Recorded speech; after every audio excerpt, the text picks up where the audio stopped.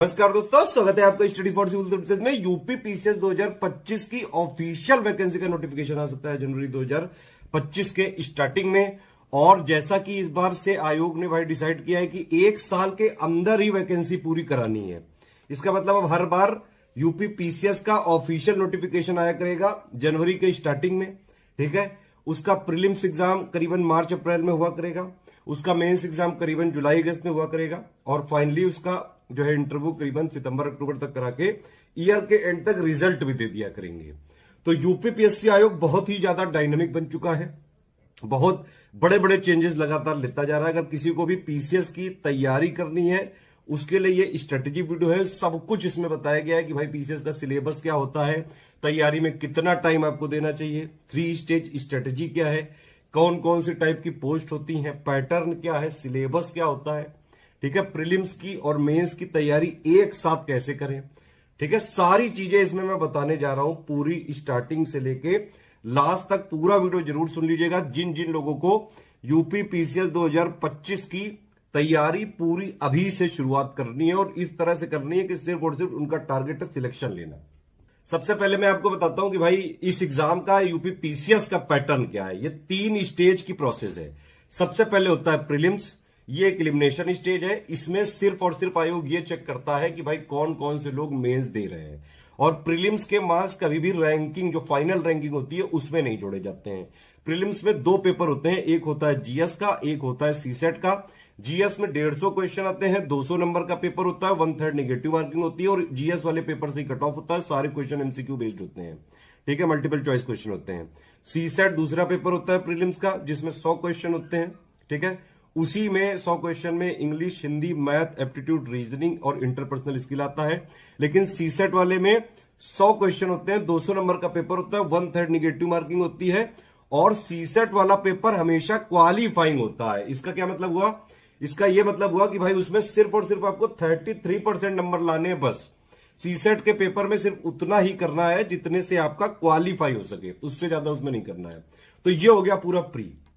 लेकिन प्री के मार्क्स से फाइनल रैंक नहीं मिलती है। जितनी भी पीसीएस की पोस्ट है सबके लिए मैं बता रहा हूं, pre plus mains plus interview, 3 stage की प्रोसेस है। जब आप लोग प्री में सिलेक्ट हो जाते हैं, प्री में कितने लोग सिलेक्ट होंगे ये भी इंपॉर्टेंट है भाई। जितनी भी वैकेंसी आती हैं उनका सिर्फ 15 गुना लोग प्री में सिलेक्ट किए जाते हैं। ठीक, तो 15 गुना लोग प्री में सिलेक्ट होकर मेंस में चले जाते हैं। मेंस में है 1500 नंबर। यही सब कुछ है, यही पूरी कृपा अटकी है। ठीक है, मेंस में क्या होता है कि जीएस 1 से लेकर 6 तक के 6 पेपर होते हैं। हर पेपर 200 नंबर का होता है और करीबन उसमें 20-20 सवाल आते हैं। 8-8 नंबर के 10 और 12-12 नंबर के 10, 125 वर्ड के 8 नंबर वाले होते हैं, 200 वर्ड के 12 नंबर वाले होते हैं। तो 6 पेपर हो गए जीएस के, यानी कि 1200 नंबर के, 200 नंबर का हर एक पेपर। 150 का ए से 150 का सामान्य हिंदी। यहां पे ये जरूरी बात समझने की है कि सामान्य हिंदी जो मेंस में पेपर होता है पीसीएस में, इसके मार्क्स फाइनल रैंकिंग में इंक्लूड किए जाते हैं। तो 1500 नंबर का यहां पे इस तरह से मेंस हो गया, 1200 का जीएस, 6 पेपर 200 के। ठीक, 150 ए से 150 हिंदी, तो 1500 नंबर का हो गया मेंस। यहीं पे सब कुछ है, पूरा नॉलेज टेस्ट आपका यहीं से होना है। कोई भी जो रैंक है उसमें पूरा यहां के ही मार्क्स डिसाइड करते हैं आपको कि कौन सी रैंक आप पा रहे हैं। उसके बाद में जब आप मेंस भी क्वालिफाई कर जाते हैं, मेंस में कितने लोग क्वालिफाई किए जाते हैं? जितनी पोस्ट होती हैं उनका 3 गुना। तो मेंस से कितने लोग सिलेक्ट होंगे? सिर्फ पोस्ट का 3 गुना। फिर उन सभी लोगों का इंटरव्यू लिया जाता है। इंटरव्यू सिर्फ और सिर्फ पर्सनालिटी टेस्ट होता है। अगर आपने प्री और मेंस की तैयारी इस वाले 3 स्टेज स्ट्रेटेजी के वीडियो के हिसाब से पूरी करी है तो अपने आप इंटरव्यू के काबिल आप बन जाते हैं। और दूसरी बात यह भी है कि भाई इंटरव्यू में पर्सनालिटी टेस्ट होता है, तो पर्सनालिटी कोई रातों रात जो है नहीं बन सकती है। पर्सनालिटी एक तो ये टेस्ट हो गया, कई सारे जो है वो तरह के क्वेश्चन पूछते हैं, कुछ करंट के भी पूछ लेते हैं, कभी हॉबीज पूछ लेते हैं, मतलब कई सारे इंस्टेंट क्वेश्चन भी होते हैं। तो उसमें जो है 100 नंबर अटके रहते हैं। उसमें अगर आप नॉर्मली भी दे दें तो करीबन 40-50 नंबर मिल जाते हैं। थोड़ा ठीक ठाक हो जाए तो 60-70 मिल जाते हैं। बस कोई बदतमीजी ना करे तो आराम से इंटरव्यू निकल जाता है। ये है पूरा पैटर्न। फाइनल सिलेक्शन किससे होता है? 1500 का मेंस और 100 नंबर का इंटरव्यू। 1600 नंबर से फाइनल रैंकिंग डिसाइड होती है, कौन एसडीएम, डीएसपी, बीडीओ और जितने भी पोस्ट होते हैं उन सब में। ठीक है, अच्छा, इंटरव्यू के लिए एक चीज और है कि भाई इंटरव्यू जब भी होता है तो उससे 1.5-2 महीने पहले के अगर आप करंट अफेयर थोड़ा सा पढ़ लें तो करंट अफेयर के मैक्सिमम सवाल पूछे जाते हैं। दूसरी बात यह भी है कि भाई प्री और मेंस की तैयारी तो एक साथ ही होती है हमेशा, है ना। तो अगर आप प्री मेंस की तैयारी कर रहे हैं तो आप ऑलरेडी करंट अफेयर, जीएस, उन सब की अगर आप थ्योरी, बेसिक अंडरस्टैंडिंग इस 3 स्टेज स्ट्रेटेजी वाले वीडियो से कर लें तो इंटरव्यू आप अपने आप निकाल लेते हैं। कई बार जो है, हर बार जब भी रिजल्ट आता है पीसीएस का, देखिए हमारा कोई मॉक टेस्ट नहीं चलता है इंटरव्यू के लिए, मॉक इंटरव्यू हम नहीं करते हैं। लेकिन जब भी आप जैसे ही मेंस में सिलेक्ट होते हैं उसके बाद हम फ्री इंटरव्यू गाइडेंस देते हैं, उसी में करंट अफेयर जो भी चीजें मेंस की जरूरत होती है, पिछले सालों की ट्रांसक्रिप्ट वगैरह, वो सब हम वहीं दे देते हैं। और हमारे ही टॉपर्स जो पिछले साल बने होते हैं वो आपको गाइड कर देते हैं, पूरा बिल्कुल तैयार करके मजबूत कर देते हैं। वो उतना कर देते हैं कि अगर आप बिना डरे इंटरव्यू देने जाए तो आराम से आप एवरेज से काफी ज्यादा नंबर लाके इंटरव्यू भी बढ़िया नंबरों से क्लियर कर सकते हैं और अच्छी रैंक पा सकते हैं। इस तरह से है ये, ठीक है। अब देखिए 3 स्टेज स्ट्रेटेजी ये है क्या, इसका मतलब है कि अगर आप लोग अभी से फॉलो करेंगे यूपी पीसीएस के लिए, यूपी पीसीएस के का एग्जाम करीबन अगर आप 8-9 महीने लग के पढ़ाई कर लें, लग के का मतलब है शुरुआत करें 6-7 घंटे से और धीरे धीरे 8-9 घंटे पे आ जाए। 8 घंटे मेरे हिसाब से ठीक है। डेली रेगुलरिटी, कंटिन्यूटी जरूर बना के रखनी है, डेली पढ़ना पड़ेगा। पीसीएस की तैयारी का मतलब है कि भाई कुछ फिक्स चीजों को पढ़ के लगातार आप प्रैक्टिस करके, लगातार रिवीजन करके, डेली कंटिन्यूटी रेगुलरिटी के साथ पढ़ाई करके अगर आप करीबन 9 महीने से 1 साल कर लें ये इतनी पढ़ाई, तो आराम से पीसीएस, यूपी पीसीएस का एग्जाम निकाला जा सकता है। लेकिन यहां पे ये समझना जरूरी है कि आपको इंटेलिजेंट, ऐसा नहीं कि भाई बहुत ज्यादा आईक्यू होना चाहिए तभी पीसीएस बनोगे। आपको डेलीजेंट लेकिन जरूर बनना पड़ेगा, डेली पढ़ना पड़ेगा, डेली कटना पड़ेगा और मन लगा के पढ़ना पड़ेगा। जीएस को इस तरह से पढ़ना है कि आप उसकी समझ डेवलप करें, क्योंकि समझ डेवलप नहीं हुई ना तो आप चाहे जितना भी पढ़ लो, प्री से पहले भी आपको जो है प्रैक्टिस, पढ़ाई, रिवीजन करनी है। कुछ सवाल जो है उसमें स्मार्ट एलिमिनेशन से होते हैं, तो इसीलिए जीएस टॉपिक की समझ जरूरी है। अभी आपके पास बहुत टाइम है, अभी 2025 वालों के लिए बहुत टाइम है, कोई टेंशन लेने की जरूरत नहीं है। सारी चीजें बिल्कुल आराम से मैं बता रहा हूं इस वीडियो में, ध्यान से सुनिए पूरी चीजें और स्ट्रिक्टली इंप्लीमेंट कर लेंगे, आराम से आप सिलेक्ट हो सकते हैं। चाहे आप हमारे पेड ग्रुप में आए और एडमिशन लेके एक जगह वन स्टॉप डेस्टिनेशन में तैयारी कर सकते हैं, और या फिर स्टडी फॉर सिविल सर्विसेज के free videos, YouTube channel, Telegram में जो हमारा डेली फ्री इनिशिएटिव आते हैं, करंट अवेयर सब रिवीजन कराते रहते हैं, एससीएस डेली क्विज में क्विज वगैरह की प्रैक्टिस करते रहते हैं। तो ये सारी चीजें फॉलो करके free initiative study for civil services से फॉलो करके भी आप पीसीएस 2025 का एग्जाम पूरा निकाल सकते हैं। इस तरीके से प्रीलिम्स 2025 का paid batch study for civil services का शुरू होता है 27 नवंबर 2024 से। 27 नवंबर 2024 से ये जो पेड बैच शुरू हो रहा है, इसका स्ट्रैटेजी वीडियो आपके सामने है। जो लोग पेड ग्रुप से हैं उन सभी से विनम्र निवेदन है, आपको हर हाल में स्ट्रैटेजी वीडियो पूरा देखना है। कंपलसरी है, मैंडेटरी है, अनिवार्य है। आप जिस भी भाषा में समझें इसको, ये मैंडेटरी है, इसको देखना जरूरी है। मतलब पेड ग्रुप में अगर आप आए हैं, स्टडी मटेरियल ग्रुप से जुड़ गए हैं, चाहे किसी भी स्टडी मटेरियल ग्रुप से जुड़े हों, चाहे पेजेस वाले ग्रुप से जुड़े हों, चाहे कंप्लीट स्टडी मटेरियल वाले ग्रुप से जुड़े हों, या फिर ओनली करंट अफेयर और टेस्ट सीरीज वाले ग्रुप में आए हों, या फिर किसी भी स्टडी मटेरियल वाले ग्रुप में आए हों या टेस्ट सीरीज वाले ग्रुप में भी आए हों, पूरा स्ट्रैटेजी वीडियो देखिएगा ध्यान से। इसमें सारी जरूरी बातें बताई गई हैं। कई बार स्टूडेंट्स के कुछ डाउट रह जाते हैं, आप पूरा स्ट्रैटेजी वीडियो देखे नहीं होते हैं और बार बार आपका डाउट आता है डिस्कशन वाले ग्रुप में, और स्वाभाविक है अगर आपने पूरी चीज पहले नहीं समझी है तो आपके कुछ डाउट्स रह जाएंगे। तो मैं वही रिकमेंड करता हूं कि एक बार स्ट्रैटेजी वीडियो जब पूरा देख लेंगे तो आपके स्ट्रैटेजी संबंधी डाउट, कैसे पढ़ना है, ग्रुप में हम आए हैं सर, अभी अभी जुड़े हैं, कैसे स्टार्ट करना है, अभी आज से मैं क्या पढ़ूं, मेरा 1 महीने का या फिर अगले 3 महीने का लॉन्ग टर्म गोल क्या रहने वाला है, क्योंकि अभी एग्जाम तो काफी दिन बाद होगा। ये सारे डाउट रहेंगे नहीं अगर आप ये स्ट्रैटेजी वीडियो पूरा देख चुके होंगे। इसको मैं 90 मिनट 95 मिनट में खत्म करने की कोशिश करता हूँ। शुरू के 10 मिनट अगर आप छोड़ करके 10वें मिनट से भी पूरा देखते हैं तो सब कुछ समझ जाते हैं कि 2025 का आपका लॉन्ग टर्म रोड मैप अभी के लिए क्या होना चाहिए। सब कुछ बिंदुवार बात करेंगे, लेकिन जो लोग पेड ग्रुप में आए हैं, खासकर जो लोग पहली बार बैच को ज्वाइन कर रहे हैं 2025 प्रीलिम्स के लिए, उन सब के लिए शुरू के 10 मिनट में ब्रीफ कर दूंगा। स्टडी फॉर सिविल सर्विस क्या है, कैसे काम करता है, ओवरव्यू इसका समझ लीजिए। और जो 3 शब्द हमने लिखे हैं, सिर्फ लिखने के लिए नहीं है। Full flexibility, continuous hand holding exercise, one stop destination, जो ये है इसका मीनिंग मैं आपको पहले समझा देता हूँ। इसका क्या सरोकार है इसको पहले समझ लेते हैं, जिससे आपको कंफ्यूजन ना रहे। सबसे पहले फुल फ्लेक्सिबिलिटी का आशय समझ लीजिए। फुल फ्लेक्सिबिलिटी का यहाँ पर आशय है कि यहाँ पर हमारी कोई फिक्स टाइमिंग नहीं होती। जैसे कुछ लोग क्वेरी करते समय पूछते हैं कि सर क्लासेस की टाइमिंग क्या होगी। ये कोई ऑफलाइन सेंटर जैसा बैच नहीं होता है, ये एक लॉन्ग टर्म बैच होता है। तो इस वजह से हम कोई यहाँ पर फिक्स क्लास टाइमिंग नहीं रखते हैं। हमारा ये बैच में रूल नहीं होता है कि हम किसी से एडमिशन लें, 3 महीने उसको कुछ फिक्स टाइम पर कुछ चीजें बताएं और फिर अपना बैच बंद करके दूसरा चालू कर लें। इस तरीके से नहीं होता है।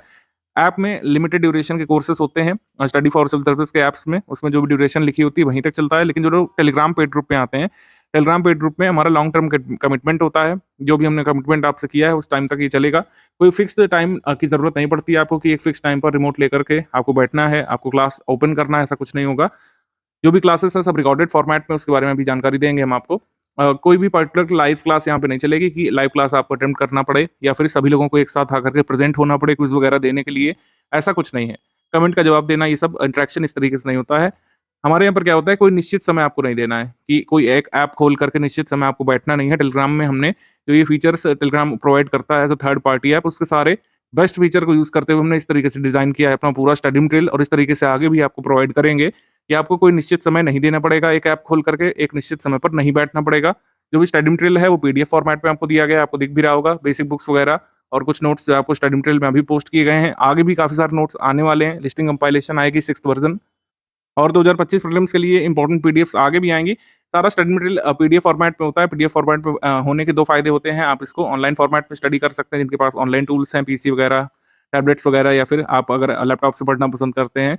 और ऑफलाइन फॉर्मेट में भी आप इसको पेजेस में प्रिंट करा करके पढ़ सकते हैं, इसको छपवा करके पढ़ सकते हैं अपने खर्चे पर, उसकी भी स्वतंत्रता यहाँ पर दी गई है। पासवर्ड लगा हुआ है पीडीएफ में, वो सब अभी आगे हम बताने वाले हैं आपको। रिकॉर्डेड क्लासेस इसमें रहेंगी। रिकॉर्डेड क्लासेस ब्रीफली सक्सीनेंट रहती हैं, इसको आप कभी भी एक्सेस कर सकते हैं, दिन में रात में कभी भी। वो रिकॉर्डेड होता है, जब भी आप अपना डेटा खर्च करके उसको डाउनलोड करेंगे उसको एक्सेस कर पाएंगे। वो पूरे कोर्स ड्यूरेशन के दौरान हटाई नहीं जाएगी, क्लास वहीं पर बनी रहेगी। आप एक बार डाउनलोड कर लेंगे और अपनी मेमोरी में, मतलब अपने टेलीग्राम की मेमोरी में उसको ऑलवेज चूज कर लेंगे तो हमेशा बना रहेगा। एक बार डाउनलोड करने के बाद कभी भी उसको देख सकते हैं, कभी भी रिवाइज कर सकते हैं। शुरू में बेसिक बुक की क्लासेस आपको ग्रुप में दी जाएंगी एंशिएंट वाली बुक की, उसको आप बनाए रखिएगा, उसको रिवाइज करते रहिएगा, फिर आगे सब्जेक्ट की आगे मिलती जाएगी। अब चूंकि कोई फिक्स टाइमिंग नहीं है, या फिर ऐसा नहीं होता है कि टीचर एक समय पर प्रेजेंट रहेंगे उसी समय आपको भी प्रेजेंट रहना है, अदरवाइज आप पिछड़ जाएंगे, ऐसा कोई यहाँ पर डर नहीं रहेगा। जितनी भी क्लासेस रिकॉर्डेड रहेंगी, स्टडी मटेरियल जो है आपका पीडीएफ फॉर्मेट में रहेगा, आप कभी भी इसको एक्सेस कर सकते हैं, ये फायदा आपका रहेगा। डाउट आप कभी पूछ सकते हैं। जो लोग फुल पेड ग्रुप पे आए, डाउट क्लियरेंस का सपोर्ट आपको मिलता है। केवल फुल पेड ग्रुप वालों को डाउट क्लियरेंस का सपोर्ट मिलता है 9000 वाले बैच को। तो आप कभी भी डाउट पूछ सकते हैं, इसमें भी कोई फिक्स टाइमिंग नहीं है। हालांकि जैसे मान लीजिए कोई 3 बजे रात में डाउट पूछता है, क्योंकि मैसेज तो खुला रहता है, मैसेज करने का जो एक्सेस है वो सभी मेंबर्स का ओपन रहता है। मान लीजिए आप रात में 2 बजे पूछ रहे हैं, बिल्कुल कई लोग पूछते हैं, पूछना भी चाहिए। तो आपको उस समय भले ही ना जवाब मिले, लेकिन नेक्स्ट मॉर्निंग जो है 9-10 बजे से आपको उसका रिप्लाई मिलना शुरू हो जाता है। हमारे प्रैक्टिस रिसोर्स भी, जो कि मेनली टेस्ट सीरीज है, स्टडी फॉर सिविल सर्विस की टेस्ट सीरीज जो मिलेगी, जिसके बारे में आगे शेड्यूल वगैरह बताएंगे। और पेड क्विज जो है, इस पर भी आपको फिक्स समय पर बैठना नहीं पड़ेगा। पेड क्विज फिक्स समय पर अपलोड हो जाती है, आप उसको कभी भी एक्सेस कर सकते हैं। हाँ, पेड क्विज में ये जो लिमिटेशन है अभी भी टेलीग्राम में कि इसको री अटेम्प्ट नहीं कर सकते हैं। तो पेड क्विज एक बार अटेम्प्ट हो गई, फिर आप उसको मैनुअली ही रिवाइज कर सकते हैं, फिर से अटेम्प्ट करने का ऑप्शन उसमें नहीं आता है। ठीक है, तो पेड क्विज को भी मतलब एक बार अटेम्प्ट किया जा सकता है और चाहे जितनी बार उसको रिवाइज कर सकते हैं। कंटिन्यूअस हैंड होल्डिंग का मतलब बार बार बताना मैं जरूरी नहीं समझता हूँ। जो लोग भी स्टडी फॉर सिविल सर्विस का नाम सुन करके आए हैं, या फिर आपके आपके किसी भी परिवार के सदस्य ने या फिर आपके जानने वालों ने ज्वाइन किया होगा, हम लोग कमिटमेंट और ट्रस्ट के लिए जाने जाते हैं। फी वन टाइम यहाँ पर चार्ज की जाती है, लेकिन सर्विसेज बहुत लॉन्ग टर्म तक आपको मिलती है। इसका उदाहरण मैं आपको देता हूँ। मई 2023 में प्रथम पेड बैच हमने 2024 साल के लिए शुरू किया था, जब एग्जाम जो है मार्च मंथ में 2024 में प्रस्तावित था। उसके लिए ये 1 वर्ष का फाउंडेशन बैच हमने शुरू किया था, और आप इस बैच में से जुड़े लोगों से पूछ सकते हैं। अभी भी करंट अफेयर का सपोर्ट हमारी टीम दे रही है, इवन डिस्कशन ग्रुप का भी सपोर्ट अभी हमने बंद नहीं किया है। एग्जाम कब होना है? एग्जाम होना था पहले मार्च 2024 में होना था। एग्जाम डिले होता है, एग्जाम की डेट संभावित बताई जाती है जुलाई 2024, एग्जाम नहीं हो पाता है। एग्जाम की डेट फिर सितंबर में, अक्टूबर में सुनने को मिलती है। अक्टूबर में 27 को होना था, एग्जाम नहीं हो पाता। एग्जाम कब होना है? अब दिसंबर में होना है। ठीक, 22 डेक 2024 को एग्जाम होना है। लेकिन हम सपोर्ट कब से दे रहे हैं? हम सपोर्ट दे रहे हैं मई 2023 से, और ये सपोर्ट लगातार मिलता जा रहा है बिना किसी एक्सटेंडेड फी चार्ज करे हुए। जब तक हमारी क्षमता है हम सपोर्ट करते हैं। हमने पहले भी किया है, कोविड के दौरान भी हमारा बैच काफी लंबा चला था, एग्जाम लगातार पोस्टपोन हुए थे, अब भी जो हमने सपोर्ट अपना बनाए रखा था। तो आप एक बार फी पे करते हैं तो फिर आपको चिंता करने की जरूरत नहीं है। जितना कमिटमेंट किया गया उससे ज्यादा ही किया जाता है हर बार, जहां तक हमारी क्षमता अलाउ करती है। हर बार स्टूडेंट को सपोर्ट करते ही हैं। करंट अफेयर का रेगुलर अपडेट जो है स्टडी फॉर सिविल सर्विसेज से अच्छा, बेहतर, इवन बड़ी बड़ी कोचिंग संस्थान नहीं दे पाते हैं। हमारा कमिटमेंट पिछले 4 वर्षों से इंटैक्ट है। 4 वर्ष यानी कि 48 महीने। 48 महीनों से ऐसा आपने देखा होगा, कभी भी करंट अफेयर जो है 1 तारीख 2 तारीख से लेट हुआ ही नहीं है कभी। स्टडी फॉर सिविल सर्विसेज का वीडियो जो है मंथ एंड पे आता है, और हमारा कमिटमेंट है 4 तारीख को, हर मंथ की 4 तारीख को जो कमिटमेंट होता है कि पेड ग्रुप में पीडीएफ आएगी। तो हर हाल में वो पीडीएफ आती है चेक होकर के। हाँ, बाइलिंगुअल मतलब ये अलग अलग आती है, हिंदी में अलग, इंग्लिश में अलग, पेड ग्रुप को मिलती है। ऐप में से भी कई लोग डाउनलोड करते हैं इसको। तो आपने देखा होगा कि करंट अफेयर का वीडियो, करंट अफेयर की PDF study for civil service जितनी रेगुलराइज इवन बड़ी बड़ी कोचिंग की नहीं है, ठीक है। तो स्टडी फॉर सिविल सर्विस लगातार आपको करंट अफेयर में अपडेट करता है, ना सिर्फ नेशनल इंटरनेशनल करंट अफेयर बल्कि यूपी करंट अफेयर भी हमारा रेगुलर आपको मिलता रहता है। यूपी करंट अफेयर के अपडेट मिलते रहते हैं हमारे स्टूडेंट्स को। आपको अलग से कोई यूपी का अखबार वगैरह हम नहीं रिकमेंड करेंगे, बड़ी बड़ी कोचिंग की तरह सारा सपोर्ट आपको यहीं पर मिलता है। एग्जाम बार बार डिले होने पर भी हमने अपना सपोर्ट बनाए रखा है, और पेड ग्रुप और वीडियोस जो है कोर्स ड्यूरेशन तक वहीं पर पड़े रहते हैं, कभी भी उसको रिमूव नहीं किया जाता है। इवन टेस्ट सीरीज जो है पुरानी तो बना के रखते ही हैं हम उसमें, और साथ ही कई बार हमने नई टेस्ट सीरीज जो है नए करंट अफेयर के साथ एडिशनली आपको दी है। 2024 वाले पेड बैच में हमारा कमिटमेंट नहीं था, फिर भी हमने 10 एक्स्ट्रा टेस्ट सीरीज जो है उनको बनवा करके दी है, जिससे उनका करंट अफेयर रिवाइज हो सके। कमिटमेंट डिसिप्लिन के लिए हमारा इंस्टीट्यूट जाना जाता है, और हम स्टूडेंट से भी एक्सपेक्ट करते हैं कि अगर आप हमारे साथ कमिटमेंट बना करके, मतलब अपने लक्ष्य के प्रति कमिटमेंट बना करके, स्टडी मटेरियल और रिसोर्सेज के साथ डिसिप्लिन बना करके लगातार स्टडी करते रहेंगे, तो अपने लक्ष्य को उतना ही करीब जाते चले जाएंगे। स्टेट पीसीएस की तैयारी, यूपीएससी की तैयारी, बड़े बड़े एग्जाम्स की तैयारी इस तरीके से होती रही है कि आप जो है 1-2 महीने में उसको पढ़ करके उछाल कर फेंक दें, ऐसा नहीं होता है। जितने भी लोग सिलेक्ट हुए हैं, चाहे जितना भी क्लेम करें, ये एक लॉन्ग टर्म एफर्ट होता है। ये एक ऐसी मंजिल है जिसमें आप भाग कर नहीं पहुंच सकते, जितना भागेंगे मंजिल आपसे दूर जाती जाएगी। इसमें जो है धीरे धीरे छोटे छोटे एफर्ट से ही पहुंचा जा सकता है। लीप्स और बाउंड में जो है आप स्टेट पीसीएस यूपीपीएससी जैसा एग्जाम नहीं क्रैक कर पाएंगे। इसमें जो है इस तरीके की छलांग नहीं लगाई जा सकती है। इसमें आपको थोड़ा थोड़ा रेगुलर इसके पास पहुंचना होगा, और इसी को जो है डिसिप्लिन और कई बार पेशेंस का नाम दिया जाता है, कि आप धीरे धीरे ही अपने लक्ष्य तक पहुंच जाते हैं एक दिन, ठीक है। इसमें कूद कर नहीं पहुंचा जा सकता अपने लक्ष्य तक। मैं फिर से बता दूं, इसमें रेगुलरिटी बहुत जरूरी है, डिसिप्लिन जरूरी है, पेशेंस जरूरी है, और रेगुलर बेसिस पर लगातार स्टडी में बने रहना जरूरी है। Exam oriented study material, practice resources और गाइडेंस देने के लिए स्टडी फॉर सिविल सर्विस के साथ अगर आप आए हैं, तो इसकी चिंता आपको करने की जरूरत है नहीं।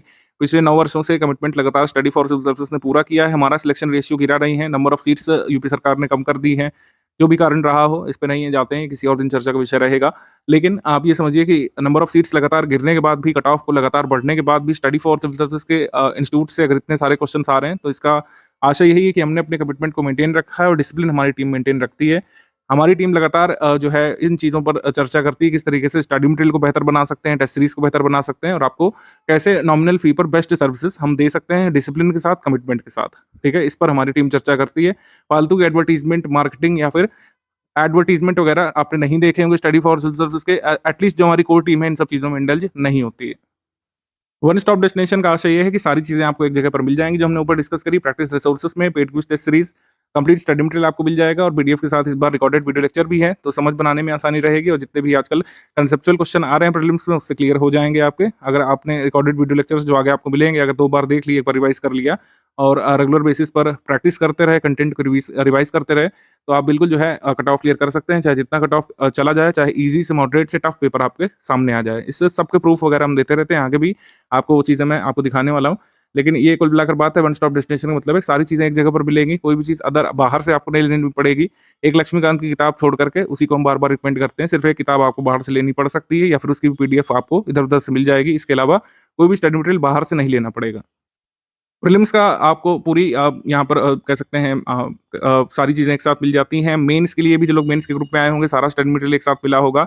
और जो है जिन लोगों ने अलग अलग पेड बैच ज्वाइन किए होंगे, तो आंसर राइटिंग का सपोर्ट और बाकी सारी चीज़ें, ऐसे का सपोर्ट, हिंदी का सपोर्ट सब मिल गया होगा। मेंस में इंटरव्यू बचता है, इंटरव्यू की तैयारी हम लोग फ्री में कराते हैं।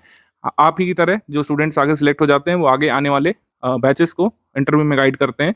जितने भी हमारे इंटरव्यू के बैच चले हैं, उसमें कोई और नहीं बल्कि आप ही जैसे लोग जो हमारे पेड ग्रुप से पहले सिलेक्ट हो चुके थे, वही लोग आगे आने वाले इंटरव्यू वाले छात्रों को गाइड करते हैं। तो इस तरीके से पूरा इकोसिस्टम हमारा काम करता है। स्टडी फॉर सिविल सर्विस का प्रीलिम्स का आप हमारे साथ तैयारी करते हैं फी दे करके, मेंस की तैयारी करते हैं फी दे करके, और आप पुराने सिलेक्ट हुए कैंडिडेट से अपना इंटरव्यू का गाइडेंस प्राप्त करते हैं मेंस क्लियर करने के बाद।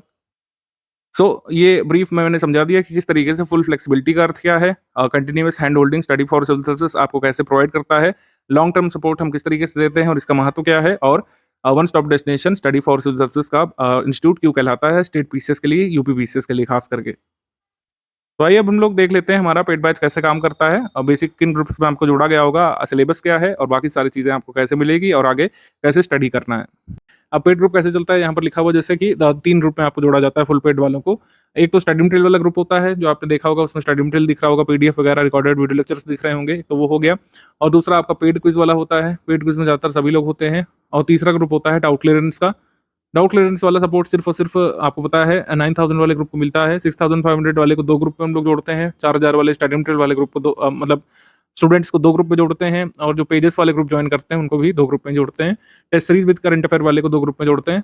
3 ग्रुप में सिर्फ जुड़ते हैं हमारे वह स्टूडेंट जो फुल पेड बैच को ज्वाइन करते हैं, जिसमें आपको हम डाउट क्लियरेंस का सपोर्ट भी देते हैं। तो जो डाउट क्लियरेंस के सपोर्ट के साथ वाले स्टूडेंट्स हैं उनको 3 ग्रुप में जोड़ा गया होगा। 2 ग्रुप जो आपके कौन से अलग-अलग हैं, एक तो हो गया पेड क्विज वाला, एक हो गया स्टडी मटेरियल वाला और डाउट क्लियरेंस वाला सपोर्ट होता है। तीसरा ग्रुप जिसमें आप अपने डाउट पूछ सकते हैं। डाउट किसी भी जो है स्टडी मटेरियल का पूछ सकते हैं जो हमने दिया है उस स्टडी मटेरियल में से, बेसिक बुक में से कोई डाउट है, आगे जो टेस्ट सीरीज आएगी उसमें कोई डाउट है, पेड क्विज के क्वेश्चंस में कोई डाउट है, किसी भी फैक्ट में डाउट है तो आप उसमें पूछ सकते हैं।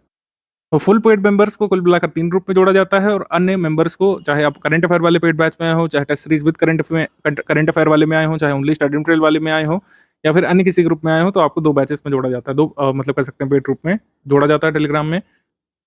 डाउट क्लियरेंस वाले ग्रुप में हमारे एडमिन लगातार लाइव रहते हैं। विदिन 6 आवर्स हमारा कमिटमेंट होता है आपके डाउट सॉल्व करने का। आपका कोई भी डाउट अगर यूपीपीएससी प्रीलिम से संबंधित है तो उस डाउट को रिप्लाई किया जाता है, चाहे वो कंसेप्ट से एसोसिएटेड डाउट हो, चाहे फैक्ट से संबंधित डाउट हो। ओवरऑल प्रिपरेशन में आपको कोई समस्या आ रही है, बेसिक बुक पढ़ने में कोई समस्या आ रही है, तो आप ऐसे डाउट पूछ सकते हैं। हमारे एडमिन आपका डाउट का रिप्लाई करते हैं विदिन 6 आवर्स। ये मैक्सिमम टाइम ड्यूरेशन है, इतना वेट नहीं करना पड़ता जनरली। जैसा ही आप पूछते हैं तुरंत आपको डाउट बताया जाता है।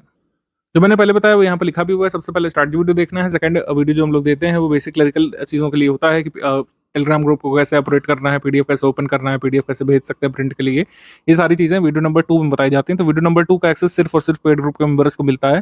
पेड ग्रुप के मेंबर्स उसमें देख सकते हैं टेलीग्राम ग्रुप को कैसे ऑपरेट करना है और किन किन चीज़ों की आपको सावधानी बरतनी है कि आप टेलीग्राम ग्रुप से एग्जिट ना हो जाएं। ये सब चीज़ें देखिएगा। बेसिक उसमें स्टेप बाय स्टेप मैसेज भी लिखा रहता है पीडीएफ का, उसमें लिंक लगे रहते हैं किस पीडीएफ पे आपको जाना है, उस पर टाइप करके पहुंच सकते हैं। वीडियो नंबर 2 देख लीजिएगा तो स्टेप बाय स्टेप मैसेज के बारे में उसमें बताया हुआ है।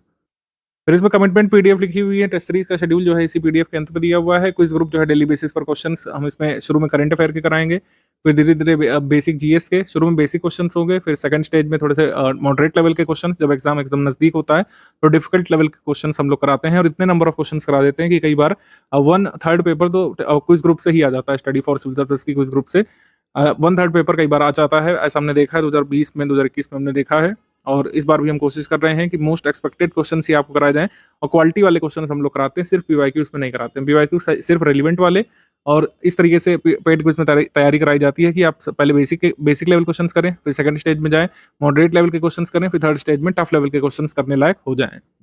अब इसमें ग्रुप के फीचर्स लिखे हुए हैं, जैसे डेली करंट अफेयर की पीडीएफ आपको 6500 वाले ग्रुप में और 9000 वाले ग्रुप में मिलती है। कभी गैप होता है तो नेक्स्ट टाइम लोग कवर कर देते हैं। डेली बेसिस पर करंट अफेयर जो मिलता है, जैसे कुछ लोग कहते हैं कि किसी भी स्टेट पीसीएस की और यूपीएससी की अगर आपको तैयारी करना है तो आपको करंट अफेयर से अपडेट रहना बेहद जरूरी है। इस बात में कोई भी झूठी बात नहीं है कि करंट अफेयर अपडेट करना बेहद जरूरी है। करंट अफेयर किसी भी स्टेट पीसीएस के पेपर में प्रीलिम्स, मेंस, इंटरव्यू, ओवरऑल में बता रहा हूँ 1/3 पोर्शन जो है करंट अफेयर का ही होता है। और यूपीपीएससी में इंटरव्यू तक में करंट अफेयर से संबंधित सवाल पूछते हैं, पीसीएस प्रीलिम्स में तो पूछते ही हैं, और इवन मेंस में भी जो साइंस टेक वाला जो सेक्शन होता है, जीएस 3 वाला जो पेपर होता है, मोस्टली करंट अफेयर बेस्ड होता है और कई बार जीएस पेपर 2 भी। तो इस तरीके से हम देखेंगे यूपीपीएससी में करंट अफेयर का वेटेज काफी अच्छा खासा रहता है और ये बात सच है। लेकिन डेली बेसिस पर हम कोई भी न्यूज़पेपर पढ़ने की सलाह नहीं देते हैं। अगर आपको अपने आप से न्यूज़पेपर पढ़ना होता तो आप ग्रुप में क्यों आते, हमारा सपोर्ट क्यों ज्वाइन करते।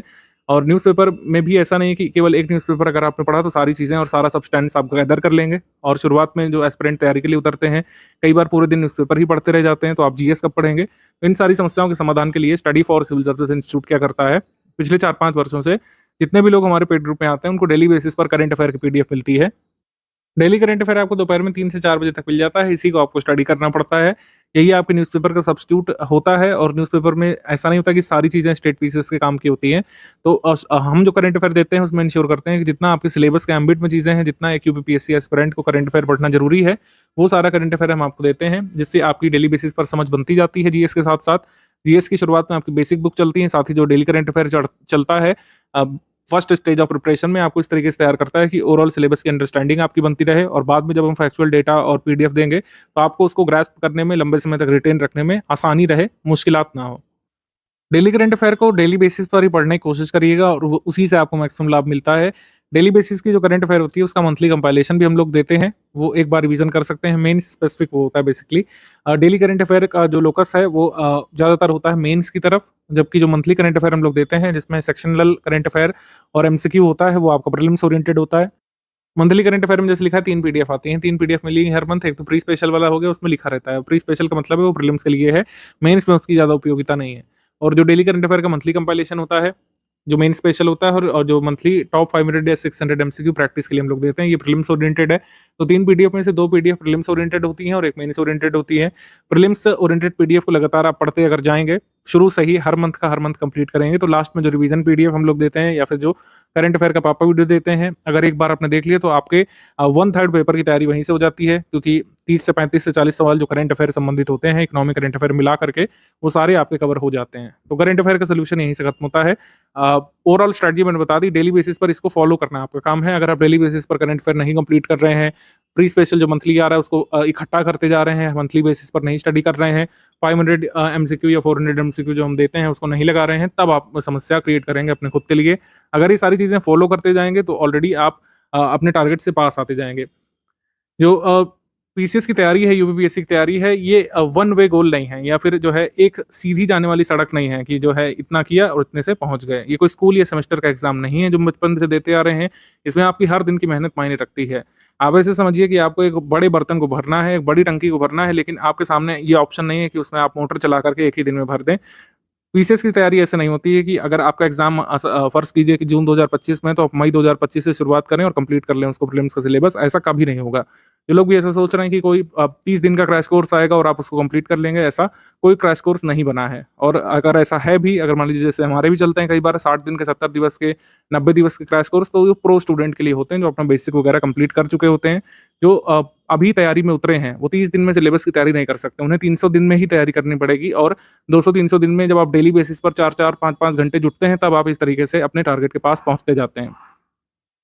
तो आप ऐसे समझिए कि यूपीपीएससी की तैयारी एक दूर खड़ी मंजिल है, लेकिन आप उसमें दौड़ करके नहीं पहुंच सकते। आपको स्टेप बाय स्टेप ही चल करके पहुंचना होगा। डेली बेसिस पर आप उसके करीब पहुंचेंगे और एक दिन करीब पहुंच जाएंगे। ठीक है। हाँ, ऐसा हो सकता है कि आपको किसी फेज ऑफ प्रिपरेशन में स्पीड बढ़ानी पड़ेगी, कहीं पर मॉडरेट स्पीड रखनी पड़ेगी, कहीं पर स्लो रखनी पड़ेगी, वो अलग बात है। लेकिन डेली बेसिस पर आपको चलना जरूरी है। डेली बेसिस पर अगर आपने चलना बंद कर दिया तो ये जो टारगेट है ये और भी दूर आपसे चला जाता रहता है। टारगेट स्थिर नहीं है। अगर आपने प्रिपरेशन रोक दी बीच में 3 महीनों के लिए, तो आपको फिर से स्टार्ट करना पड़ता है। यही है स्टेट पीसीएस और यूपीएससी की तैयारी, जो अन्य एग्जाम की तैयारी से अलग है, कि आपका टारगेट जो है स्थिर नहीं खड़ा है। अगर आप डेली बेसिस पर चलना बंद कर देते हैं तो उतना ही टारगेट आपसे दूर चला जाता है। तो कहने का क्या आशय है, कंटिन्यूटी यहाँ पर बनाए रखना जरूरी है। जो हम यहाँ पर सपोर्ट सिस्टम दे रहे हैं, प्रीलिम्स की जो प्रीलिम्स स्पेशल पीडीएफ आती है, यूपी स्पेशल की जो करंट अफेयर पीडीएफ आती है, और ये जो प्रैक्टिस के लिए हम क्वेश्चंस देते हैं, इससे ही एग्जाम में आने वाला है। लेकिन आप कितना ग्रैस्प कर पाते हैं, कितना सीरियसली इसको रिलीजियसली फॉलो करते हैं और कितना बाद में रिवाइज कर पाते हैं, इस पर डिपेंड करता है। क्योंकि सोर्सेस तो हम सभी को एक जैसे देते हैं, लेकिन क्या सभी लोग सिलेक्ट हो पाते हैं? नहीं, सभी लोग नहीं हो पाते हैं, क्योंकि सभी लोग फॉलो नहीं कर पाते हैं, सभी लोग जो है अपने टारगेट पूरे नहीं कर पाते हैं। डेली का monthly current affair next month की 4 तारीख तक आ जाता है। टॉप 400-500 क्वेश्चंस की पीडीएफ आपको 9 तारीख तक मिल जाती है। और जो प्रीलिम स्पेशल करंट अफेयर की पीडीएफ है, ये 4 तारीख तक मिल जाती है आपके ग्रुप में। और जो यूपी स्पेशल की पीडीएफ होती है, ये भी आपको करीब 12 से 13 तारीख को मिल जाती है। यूपी स्पेशल भी हर मंथ हमने अपडेट करना शुरू कर दिया है, क्योंकि जीएस 5 और 6 आपका यूपी स्पेशल है। यूपी स्पेशल करंट अफेयर को भी गहराई से पढ़ना जरूरी है।